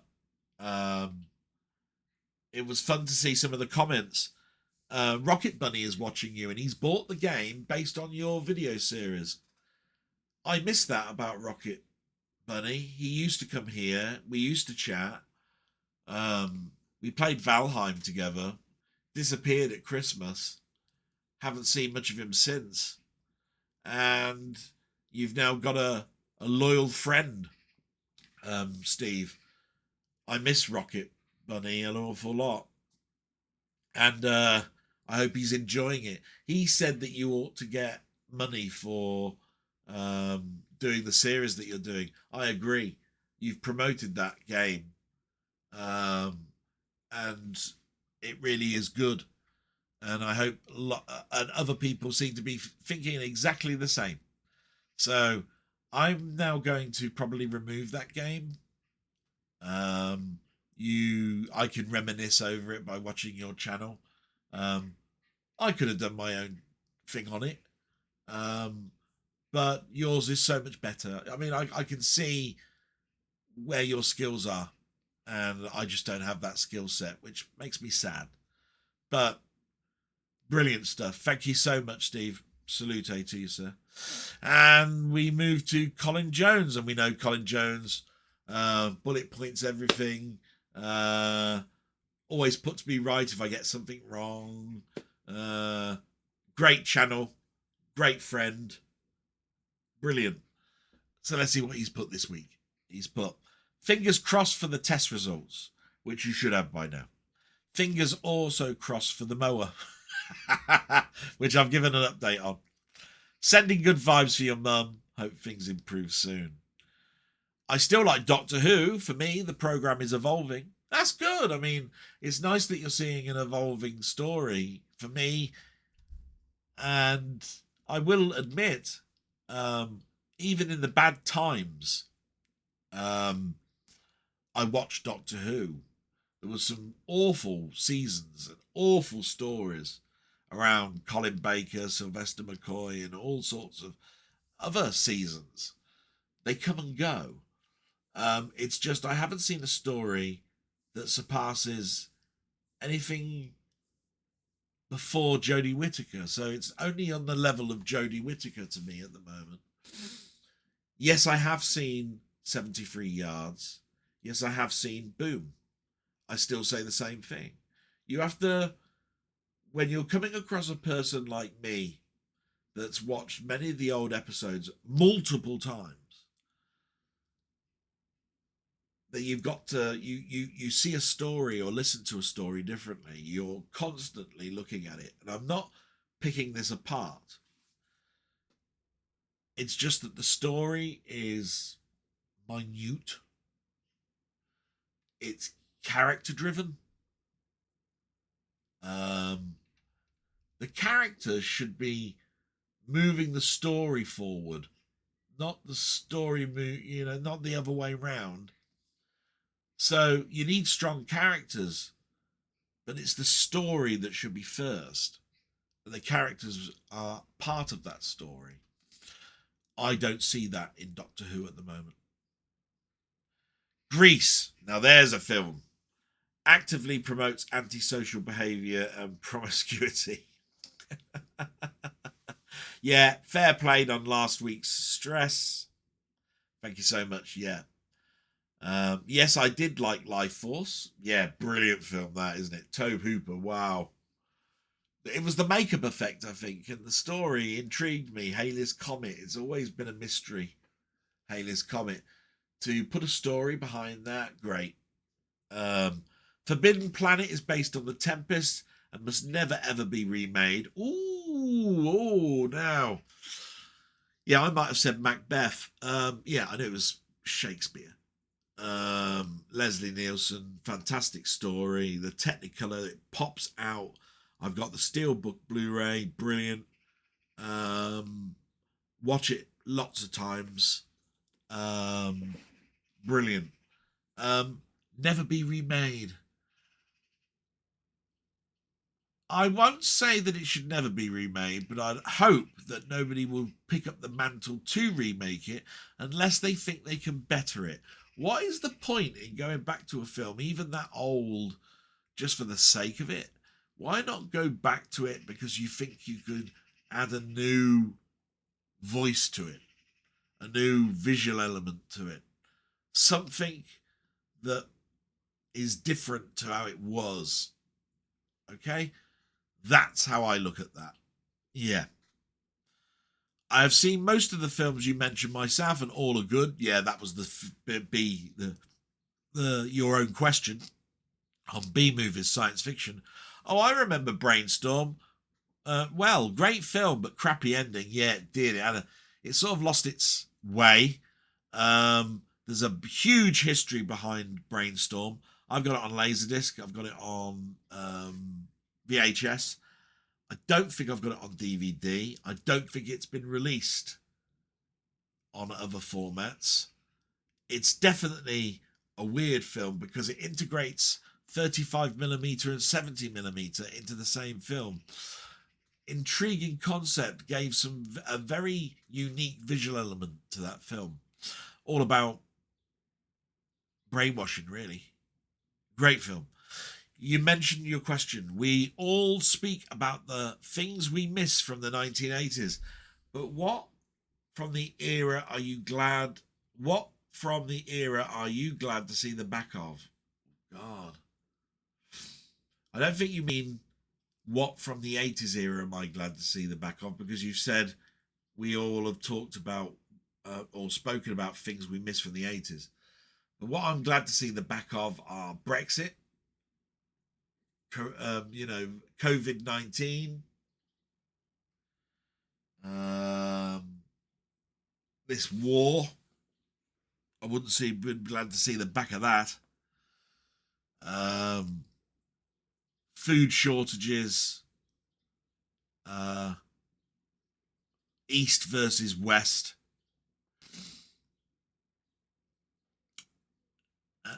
etc., etc. Really, there's so much. I'm not glad to see the back of Miss World. Good. Glad it's gone. Or even Butlins had I saw this the other day. They had not a Miss World or a Miss UK or anything. They did a best legs competition at Butlins. I mean, my God. No. Yeah, glad we're away from all of that, matey. Hope there's a couple there that you can take on board. Thank you so much, sir. We're getting towards the end now. We move to Robert's Retro Gaming. Thank you. My salute to you, Colin.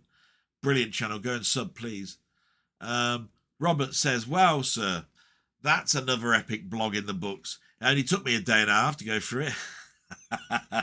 I ain't sad. It takes me a day and a half to go through all your bloody videos. And yours are about 10 minutes each. You are kind as usual. I hide it well. I hope you and your mom are able to enjoy the garden and spend some quality time out there this summer.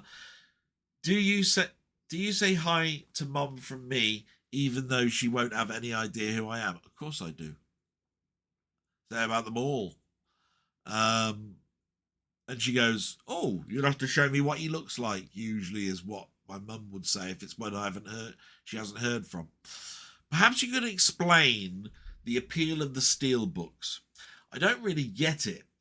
I mean, I understand collecting things, and if that's the main point, that's perfectly fine. Is there something else, though? Yes. It's funny how steelbooks came around. I was a big collector before that. You can see laser discs, box sets, videos, VHS. When it comes to games, there were big box, small box editions, stuff that came on discs, stuff that came on tape. Think of the most top-end disc that you could buy back in the day, but there was an edition above that that had a book and new art. That's a steelbook to me.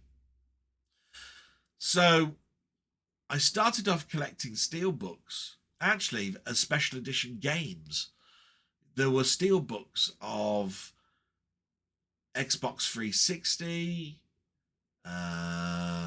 PlayStation 3, PlayStation 4, Xbox One.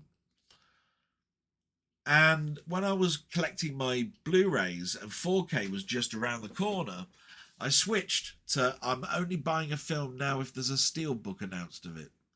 And I totally switched allegiance to if there's no steelbook of it, I ain't interested. And that lasted for a couple of years until I knew what I was missing, because there were a number of other formats that I was missing, like media books. That's where a book is. It comes in a book format and the disc is inside the book. And then there were special editions which came with booklets, posters and memorabilia, which didn't necessarily have a steelbook inside it. Those were from things like Arrow, Vinegar Syndrome, which I mentioned before. Those sort of boutique, what they call boutique labels. But I've never lost the track of steelbooks, and I think they came about at the top end of when Marvel was doing their cinematic universe. They started to bring out their stuff, and it was in 3D as well. But they brought out a steelbook, which had the 3D and the Blu-ray and the 4K in the disc as well. So with steelbooks came covers to stop them from being scratched. So then I needed to go to places like Steelbook Central to buy covers. And eventually it overtook my film library as being, if it's not a steelbook, you don't collect it. So now I do a little bit more. I do appreciate the ones that are going out of print, and I buy those, because if they're out of print, I doubt they'll be on a steelbook. So I have started to backtrack. But steelbooks, to me, was a big thing, a huge thing for me, and something that was unique, because it was the only way that I would watch a film. So if you're missing something, it's because you already know the collection side of it. Okay, it's a collector's set, it goes out of print, there's a limited run on them, etc, etc. But you have to admire the beauty of some of them. Some of them are absolutely beautiful. Imagine paint on metal, and what you can do with that, compared to ink on cardboard, which is what the old cases were. And the cases also used to come shattered, or the clips broken. Didn't tend to, although you can get steelbooks that arrive with crumpled and dents and all sorts of stuff, I tend to find I can send those back and get a pristine version, mostly. I won't say all the time. So steelbook gives me that other reassurance, really, a little bit. So that answers that, really, for you, Robert. Thank you. Salute to you, sir. Please, people, go and sub that channel. We're very close to the end now, so I'm just going to have a drink. And we get to someone called the Yamo. I know the Yamo. He's been on here before. He says, my issue with Doctor Who isn't so much that they incorporate LGBT stuff so much. My issue with Doctor Who isn't so much that they incorporate LGBT stuff so much as with the way that they do it. They do it in a preachy way, and I don't like being preached to. LGBT, that makes you think lesbian, gay, something transgender. Yeah, I know what you mean now. Yeah, sorry, I get where you're coming from. Yeah, that's where I've been talking about. It's preached. It's forced at me. Doesn't need to be. Good vlog, you say? I normally don't comment, but I always watch. No, thank you so much. I hope you got great fun of me reading out, your comment. Totally agree. I'm hoping I've come across that exact same way, and when I've discussed Doctor Who in the past, it's not for me.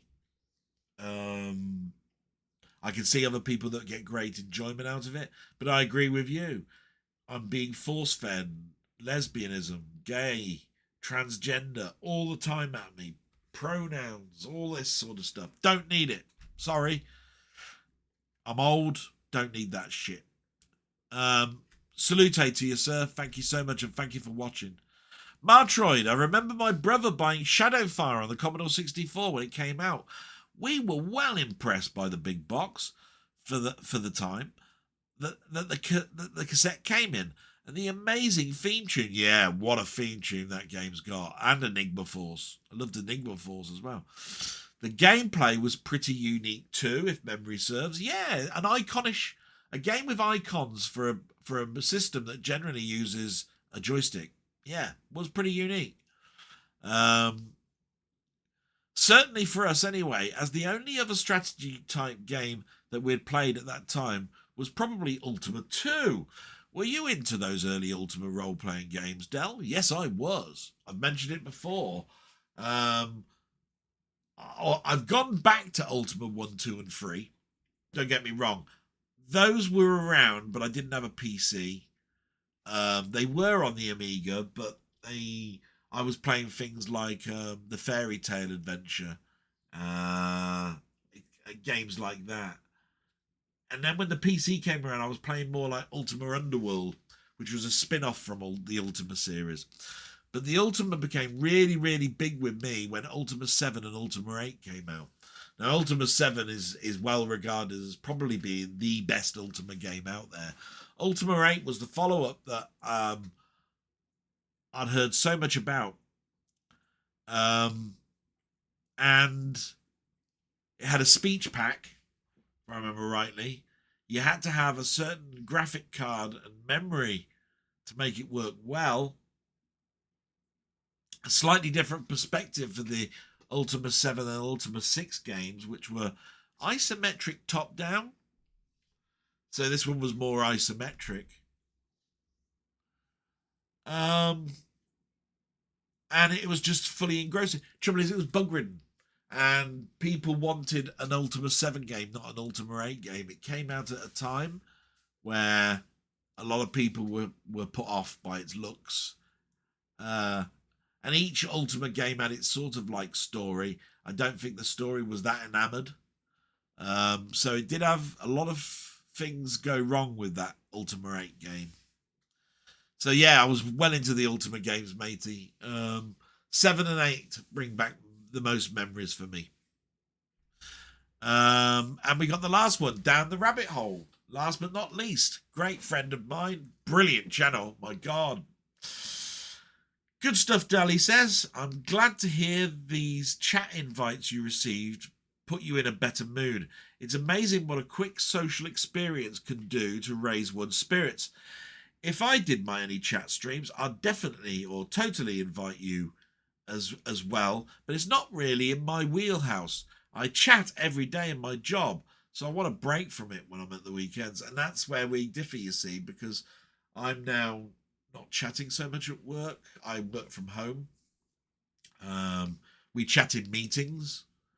Otherwise, we get on with our own job. Chatting to me is on a Wednesday when I go to the office, and then I'm there to do a job. So it's only when I pop out at lunch or in a break. But it does put me in a different frame of mind work-wise going to an office. I do totally recommend that if you are totally working from home, do try or attempt to go into work once a week. It's really nice to have that gap in the middle of the week. Do that. Brilliant. You say, I enjoyed your lawnmower issues only because I've been amazed by those robotic mowers that are sold nowadays. If I could get my hands on a time machine, I'd buy a robo-mower and deliver it to my teenage self. I can see you doing that. Yeah. I chuckled at your mum popping in at 53 minutes into your blog. My mum is the same age. What a coincidence. Yeah, my mum does do that. It's one of those things. My mum's a mainstay now, really. On the comparison of Jerry Goldsmith and John Williams, I think my loyalty to Williams would still win out. Having said that, Goldsmith made some incredible soundtracks that sound nothing like each other, which is perhaps the more impressive. For example, for Williams, everyone could tell Star Wars, Superman, Close Encounters came from the same person, but the Goldsmith scores, Planet of the Apes, Star Wars the Motion Picture, they sound nothing alike. So I have to applaud his musical genius. Looking forward to more updates from you next week, or should I say this week. Yeah, I mean, I think, though, that with everything that you just said, where you said that there's differences in every track, and with Goldsmith they're similar, that would supersede it for you. But I totally get it. Familiarity, you see. It's like, I know what I'm getting if I buy a John Williams score, and I get that. He is a thief, though. My God, the Imperial March is basically Mars, the bringer of war. From the 18th, 19th century. So classical music period. So yeah, totally stolen. Yeah, good stuff there. I don't think I've got any more to add to that other than soundtracks are definitely for those people that love that genre. People who haven't tried it, go and try it. You definitely, just like our standard easy listening pop chart, you'll come across stuff that resonates with you and other stuff that just you back away from, you keep away, arm's length. Soundtracks are no different, really. Some work because they were written purposely for the film, and that's how they all should be.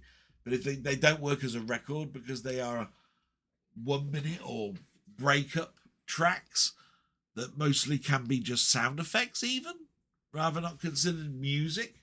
So yeah, totally weird on that. And that brings us to the end of the shout outs and comments. And we're going to move in just a moment into the what we watched on YouTube and what I've watched of you guys on YouTube. So let's get crack-a-lacking with this. Watched on YouTube, as you know, there are two mainstays with what I watch on YouTube. And all of the stuff that I join you guys on Discord with, I watch all your stuff. So watched on YouTube, the two mainstays are This Week in Retro and Tech Moan, which I religiously watch at 10 o'clock on a Saturday. This Week in Retro had the 3 stories, The Amiga is Dead, Native N64 games now on the PC, and Ghostbusters on the BBC. All of those actually I had an interest in. Ghostbusters because, wow, it's Ghostbusters, isn't it? Native N64 games on the PC. The ability to decompile a Nintendo 64 game to a point where it's in its native language, C or machine code or whatever, and then use drivers for your own graphic card, your Nvidia graphic card, your Radeon graphic card, alter the control mechanism, and then have recompile it to work on the PC. Brilliant. Marvelous. That was a great one. And the Amiga Dead. That was really a misconception of a story because it was talking about the time when the people moved away from the Amiga to the PC because they thought they'd seen Doom. And somebody's brought out an article saying, actually, it's more around about the time when people were playing Wolfenstein. And I have to sort of like semi-agree with that. But it was an interesting article. I have a huge nostalgia for Wolfenstein and Doom and my Amiga days and my first PCs. It's probably because it was one incredibly huge expansion of my knowledge. High mem, low mem, all that sort of stuff. Getting CD drives to work in DOS, Super VGA, EGA, Power VR, 3DFX, Direct 3D. Oh, it goes on and on and on. I learned so much. So then we get to Techmoan, and Techmoan was doing a further video on a brand name called Teffy or Teffy Phone. They brought out in the 50s and 60s a tape player that was more like a record player. So if you can imagine a record player spun into a tape that's on a loop. It goes around a tensioner. You wrap the tape around these tensioners, and the needle stylus come out, and it'll play the record horizontally round on the tape. They made them initially because of the weight. A record would cost 178 grams. A tape would cost 80. The sound quality was really quite good, but the company went bust about mid-60s. And so it's just a thing from history. But go and watch that channel because I tell you what, the sound quality that came out of them, I was really, really impressed with, for a hybrid vinyl idea. Then we got Retro Dream, who did the golden age of personal computers, where 80 computers were reviewed. It was very good. It was a timeline. It told you everything about the computer. It moved forward and then told you about what was exciting about that machine. Brilliant. Like that. Really did enjoy it. Then you've got Mid-Level Media. He was talking about the Vinegar Syndrome sale. I only knew of that based on another person who told me that there was a sale going on. Like I said, I miss an awful lot of stuff sometimes on YouTube because I don't religiously watch every single one of the channels that I talk about here. I don't like Mid-Level Media that much because he's definitely a person who's a Patreon supporter. Please join me. Go to my Patreon page where for £1 you can get a mug and all this sort of stuff. Nah, not interested. And then we've got Stairs Sticks Fix. He bought an Atari Lynx for 75 quid. I wanted to know, could he fix it? I'll leave you to find that out. It was a great video. Didn't see anything new this week. So that one was, I think, very early on this week, like Monday or Sunday. So that was great. And then we move on to my friends. So as you know, I've got big opinions and bewilderment and love for these guys' content. So I'll just get a sip. First one is Rock God. He did what I watched this week, which I talked about a little bit earlier on in my blog, and ×3 gift mails from friends. So I purposely didn't put subscriber mail. Nigel didn't mention subscriber mail either. And yeah, he's had a bumper haul this week. I sent last week the Asphyx. I told him it was just a gift. Doesn't need to do a video for it. If he didn't want to. I hope in some ways that he does. It's nice to get his thoughts on it, but I'd prefer him to watch it and then come back and talk about it than just say, I've got my mate, he's bought me this, and show the box. That's it. I'd rather wait and see whether he likes it or not. But yeah, I'm always looking out to see whether somebody makes a video and mentions my name. Just love that. Then we've got Ian Hill, The Ramblings, which, as you know, I do on my live blog with. Oh my God, how many album reviews? So we've got top 5 Thin Lizzy albums, top 5 Iron Maiden albums, top 5 Metallica albums, top 5 King Crimson albums. That's a lot of albums. And I must admit, I'm more partaken with the film side of things, Ian, but they are brilliant to watch. They're highly entertaining. And you did Doctor Who,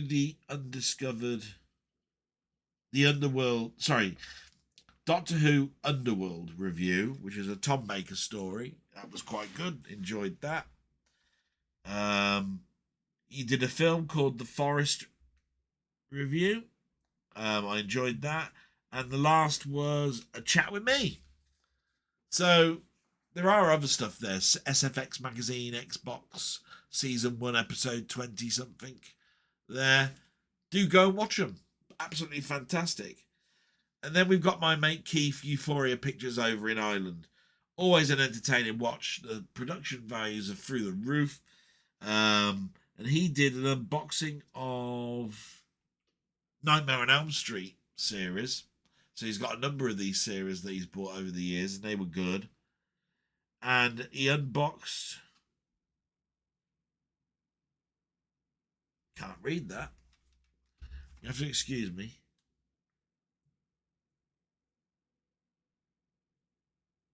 Can't read that. It's something about... Oh, yes. I can read it now. So he did an unboxing of a film called Dredd, which is Judge Dredd, which is not the Sly Stallone one. It's the newer one. And he gave an honest review on that. He bought it on a steelbook. I've got it on a steelbook as well. I liked it, but it was quite fun.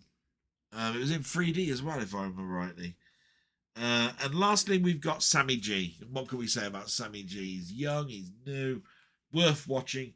He did a Blu-ray copy of Part 14. So his whole collection of Blu-rays are now up to Part 14. And he did his 3 favourite films with his co-star, Ryan. Brilliant. I love listening to top 3s. They never agree with my top 3s. It just goes to show how diverse we are. So that is the end of the shout-outs. And now we move on to your YouTube.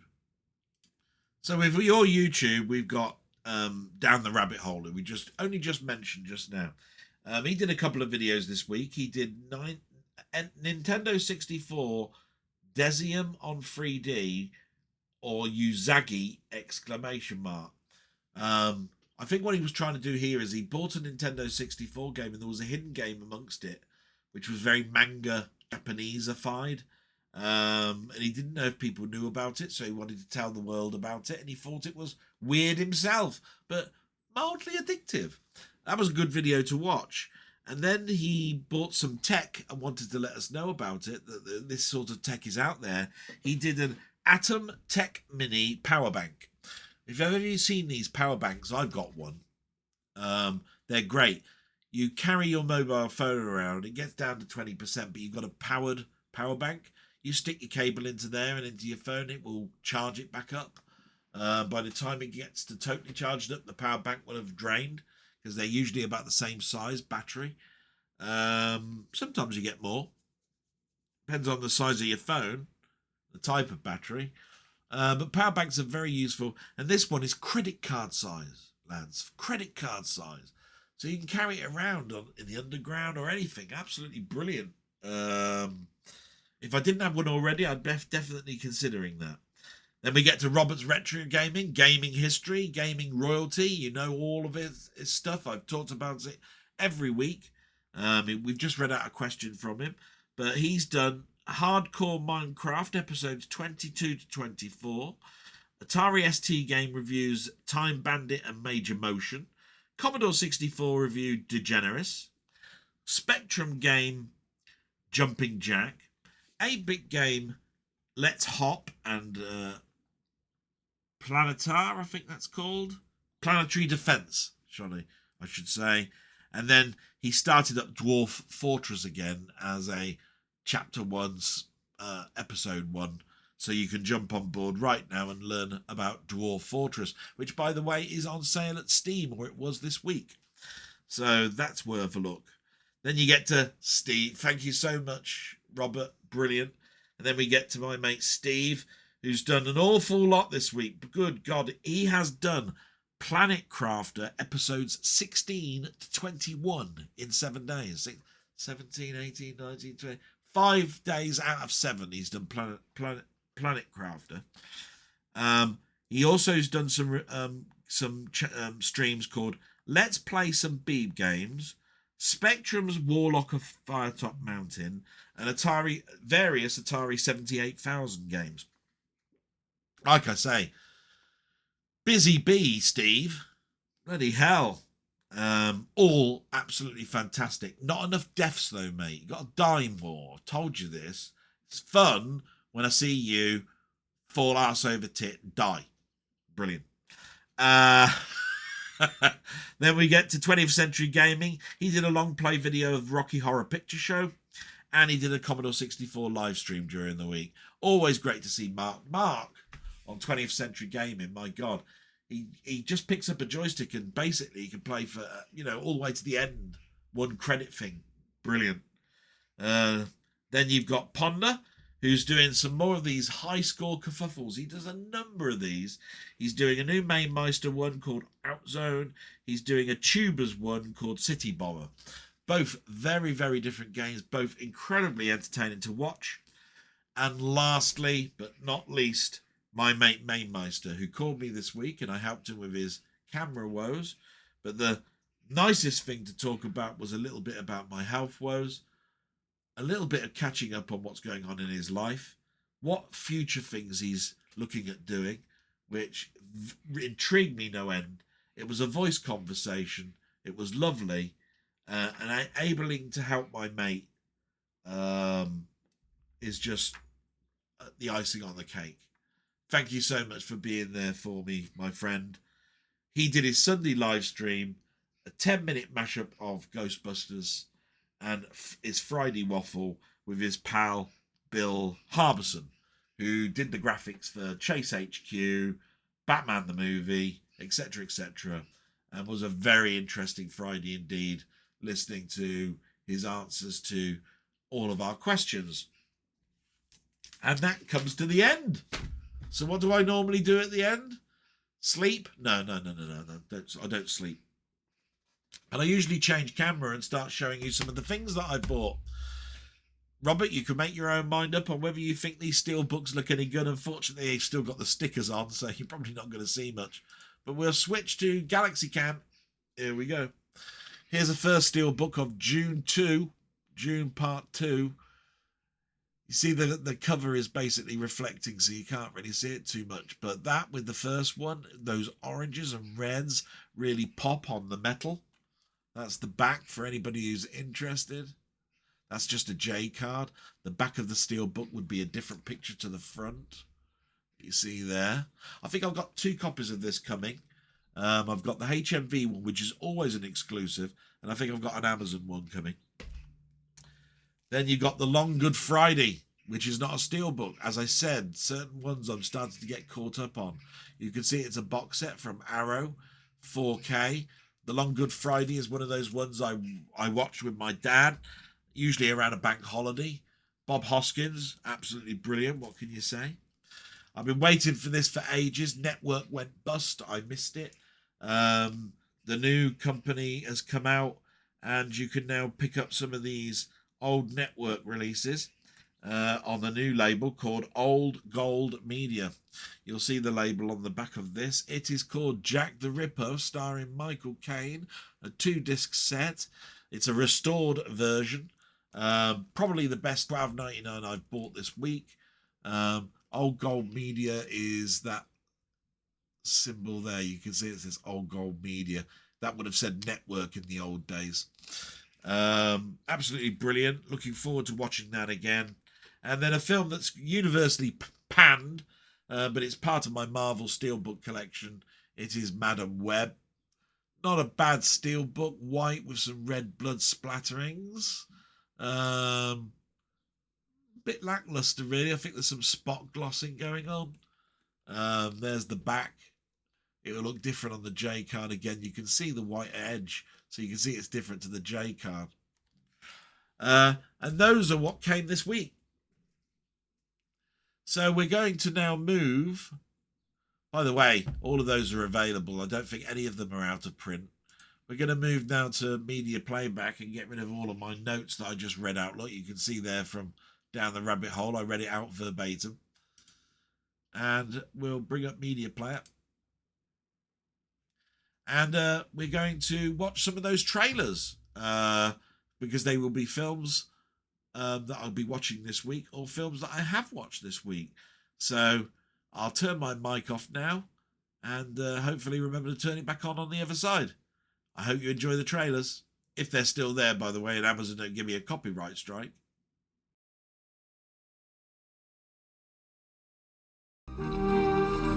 In the autumn of 1888, London's huge metropolis was gripped by fear. Murdery Whitechapel! Get the stuff! Quickly! On the teeming streets of Whitechapel, women were being torn to pieces by a killer who vanished in the shadows, time after time.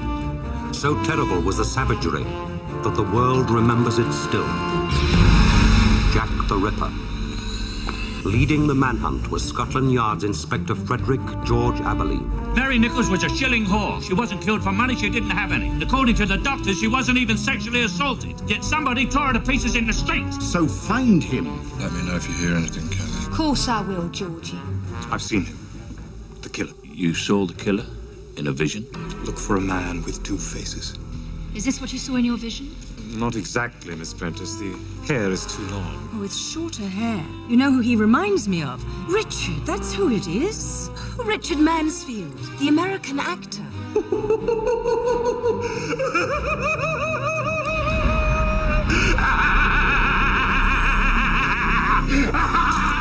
Mr. Williams, what exactly is madness? Is it possible to be half mad, like normal 1 minute and insane the next? A saint and a beast, you mean? Yeah. And one human being. What do you want, Freddie? Everything you know about Mansfield. Mansfield? But you don't think I'm caught up in all that, do you? All of what? I would just like to meet the man who gave you your other face. I'll never forget that coach, Inspector. I've ridden in it, you see, when I went to see the Queen. The Queen?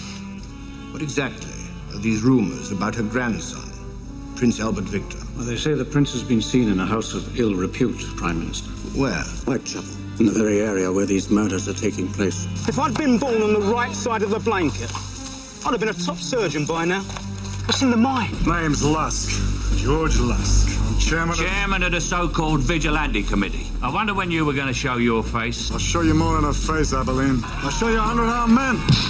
The East End of London is out of control. What are you waiting for, eh? On the last day of September, the Ripper's reign of terror reached new heights. The first victim on that night was Elizabeth Stride in Berners Street. The second was Catherine Eddowes, less than a mile away in Mitre Square. But worse, much worse, was still to come. What do you want from me? Why do you care for me? Why do you know? Hey, come on. Get your stuff. Let's go.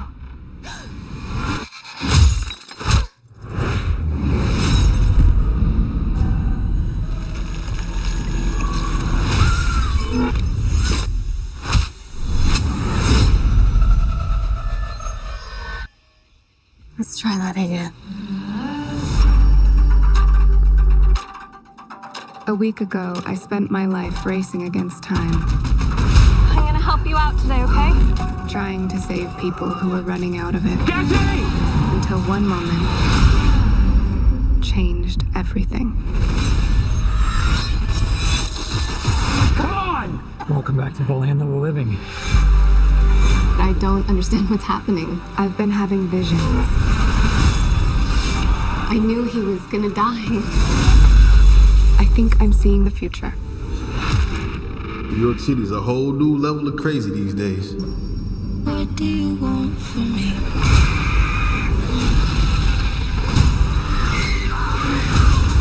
What do you... New York City's a whole new level of crazy these days. This is an emergency. Get off the train. That man's trying to kill you. Why? Who are you? What is going on? I can see the future. Oh, what the hell? She didn't see that coming? That's not how it works. I've seen that man before. So who is he? Ezekiel Sims. He was in the Amazon with my mom when she was researching spiders right before she died. Wait, I recognize you. You live in my building. You're the paramedic. Yeah, you almost ran me over. You don't think this is weird? How we're all connected? It's honestly like the least weird thing that's happened all day. What do you want from me? I have no idea what those girls have come. Why don't you want from me? I think he can see into the future. What are you wanting me? He's trying to change what happens. Julia, get down! Why aren't you scared of me? Why do you care for me? Your future was almost so different. Where do we go? If you want to live, you have to trust me. Get ready. Now!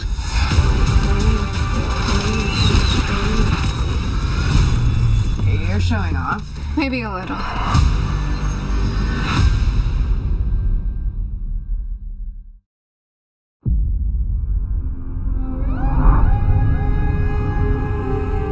This world is beyond cruelty. You've been fighting the Harkonnens for decades. My family's been fighting them for centuries. They were massacred alongside my father. Your father didn't believe in revenge. We believe in Fremen. Let me fight beside you. Reload!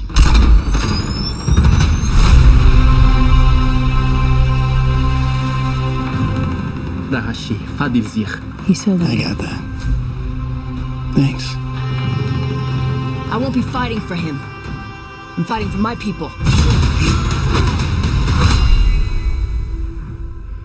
Your young pup.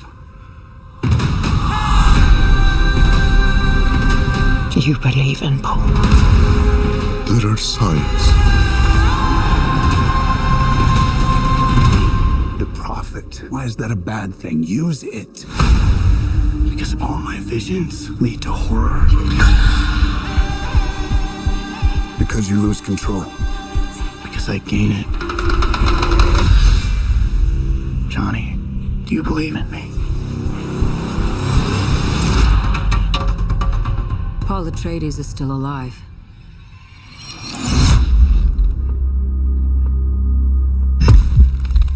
Deal with this prophet.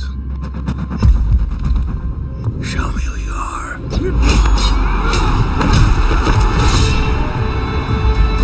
Your father.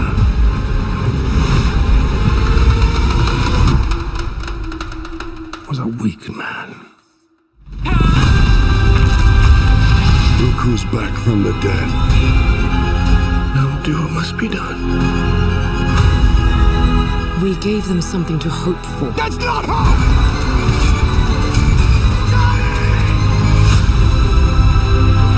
I will love you as long as I breathe. This prophecy is how they enslave us! It's not a prophecy. It's a story. I don't care what you believe. I believe.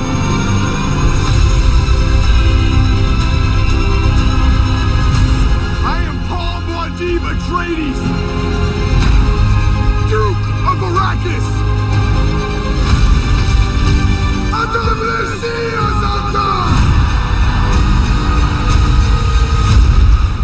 He who can destroy a thing has the real control of it.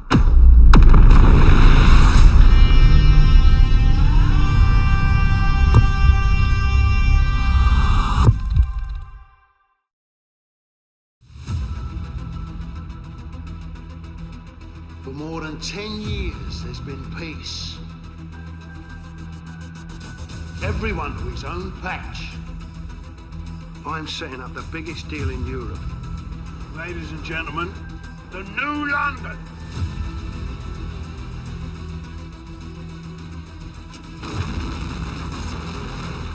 Well, now there's been an eruption. This is personal. Who's got it in for me? I want the man who knows.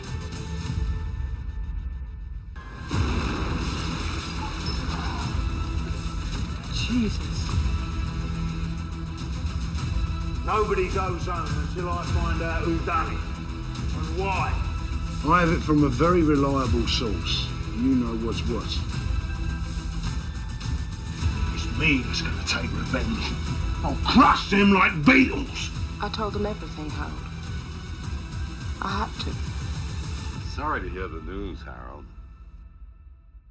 Is there no decency in this disgusting world? We got gang war in our hands, right? So scared, Harold. Don't you ever tell me what I can or can't do. It's my manor!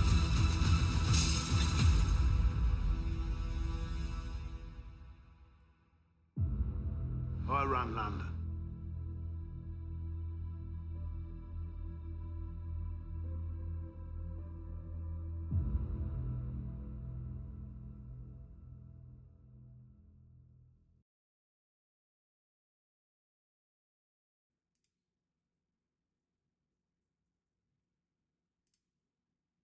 There we are.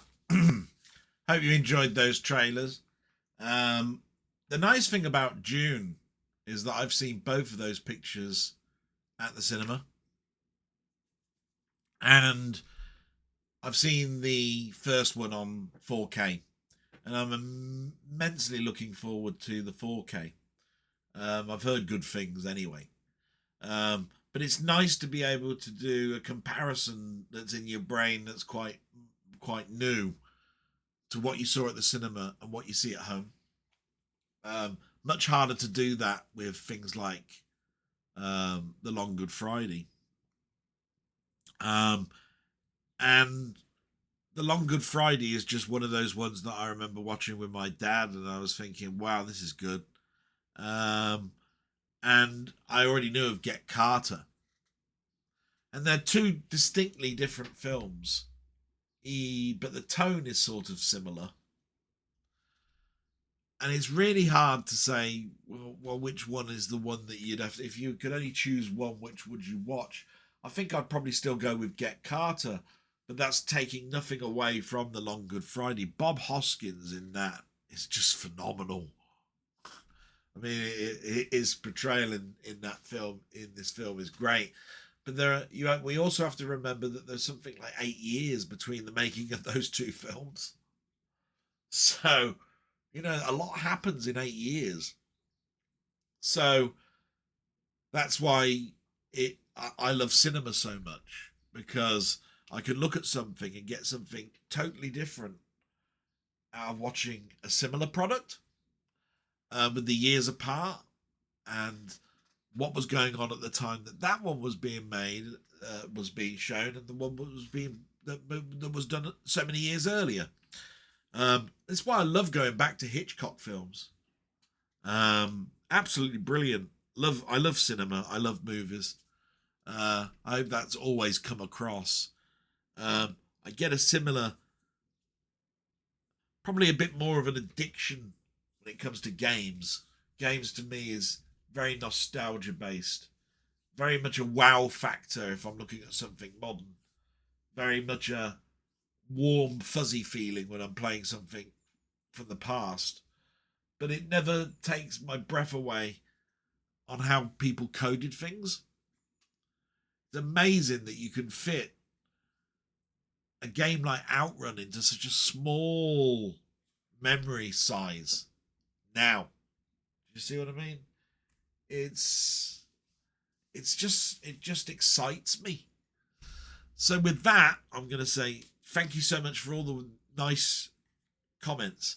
Thank you so much for wishing me well. Next Sunday will be the day before I go in for my operation, or just intervention. We don't know at this stage. I'm sure this week's going to have its ups and downs, but I'm going to remain on the positive. I didn't say I was going to do this, but I think I might. Let's see. I did do a live stream yesterday of a game called Astrometica, just to show the difference between the Planet Caster and this game.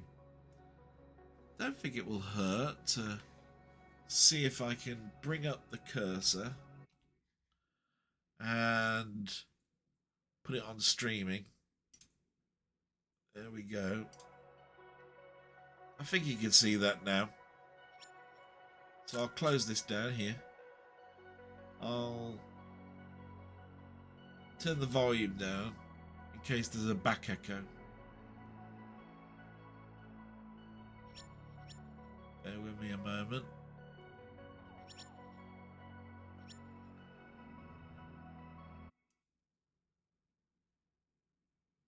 There we go. We'll play the game just quickly, just for a couple of minutes, and you can see what I mean. So if you can imagine Planet Caster is on a planet, this is in a minefield, but then it's so similar. You build your home, you pick up the resources, you find out about the mystery of all the crashed aircrafts that are going around. The graphics look lovely. You've got a mining sword, but you've also got a laser, and you've got a building object for which you can build all sorts of things. Brilliant. But you start off in here, right, with just this mining sword at the beginning. And you're looking around and you're going, oh, this all looks nice. Look at it. Look, wasn't it all lovely? Look. And you look in the containers and you're going, oh, I like that as well. I wonder what goes on beyond this door. And this is what happens to you, right? You go through this door and you suddenly go, wow, whoa, hold on a minute. What the hell's all this? And it's almost like VR. It's like, whoa. And down there is my base that I've just started to build. You'll see that. That's a mining laser. But everything that's going on is in these crashed craft that you can see in the distance. And so we'll just go down to what I've built already.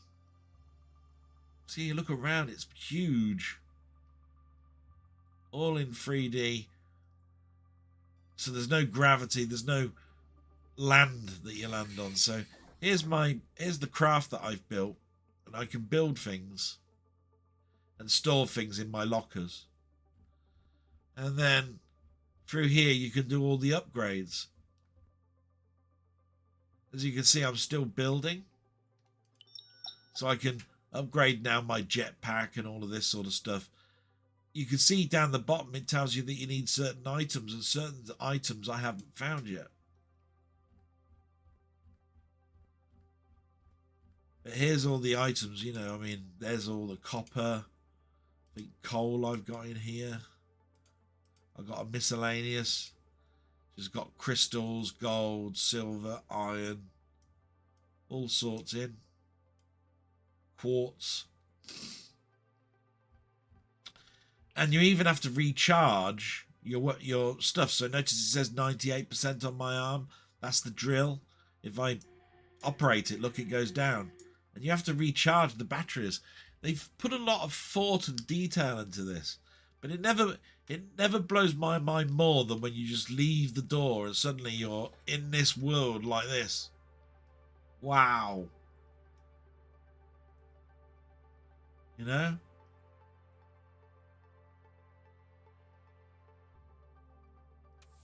There you go.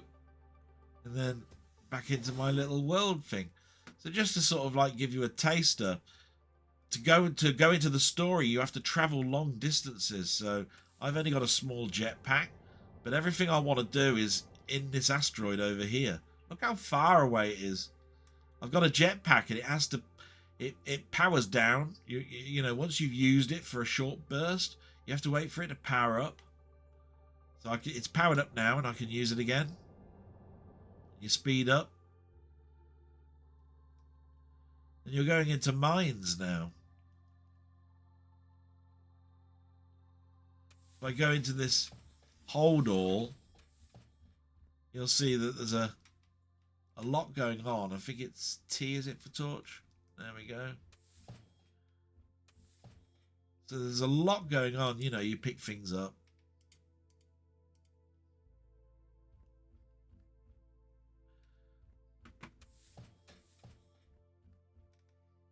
I believe there's a minefield through here. Yeah.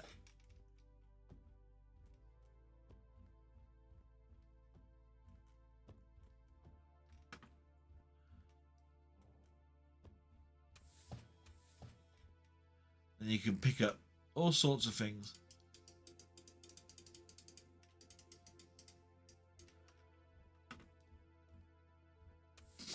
And then when you're ready, you know, you just basically pop back.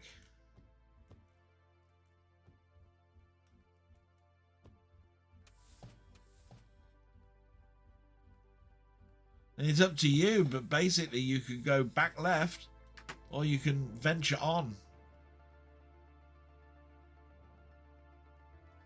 I mean, look.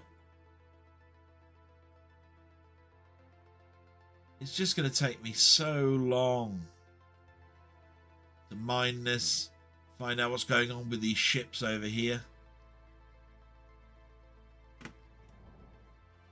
We'll just head back. Get some oxygen.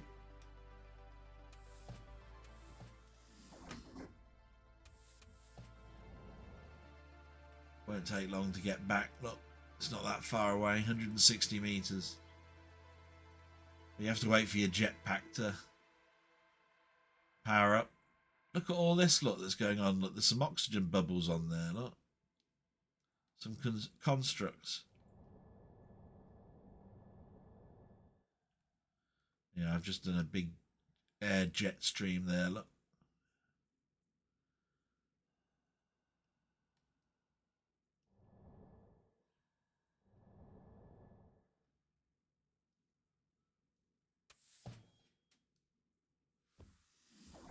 And I'll leave it there. So I'll just turn the torch off, press escape, save my game, and then exit. And then go back to camera. And just a little bit of an insight. Hopefully that recorded quite well. That game is free, costs you absolutely nothing. That's because the full game is out later this year. This is the prologue, and what you saw there is a quarter of the game. Apparently, it's a quarter of the game. There is another 3 quarters to come. And with that, I'm going to say salute to you. I hope you've enjoyed this stream. I hope to see you again next week. Thank you for all the well wishes. And with that, bye-bye.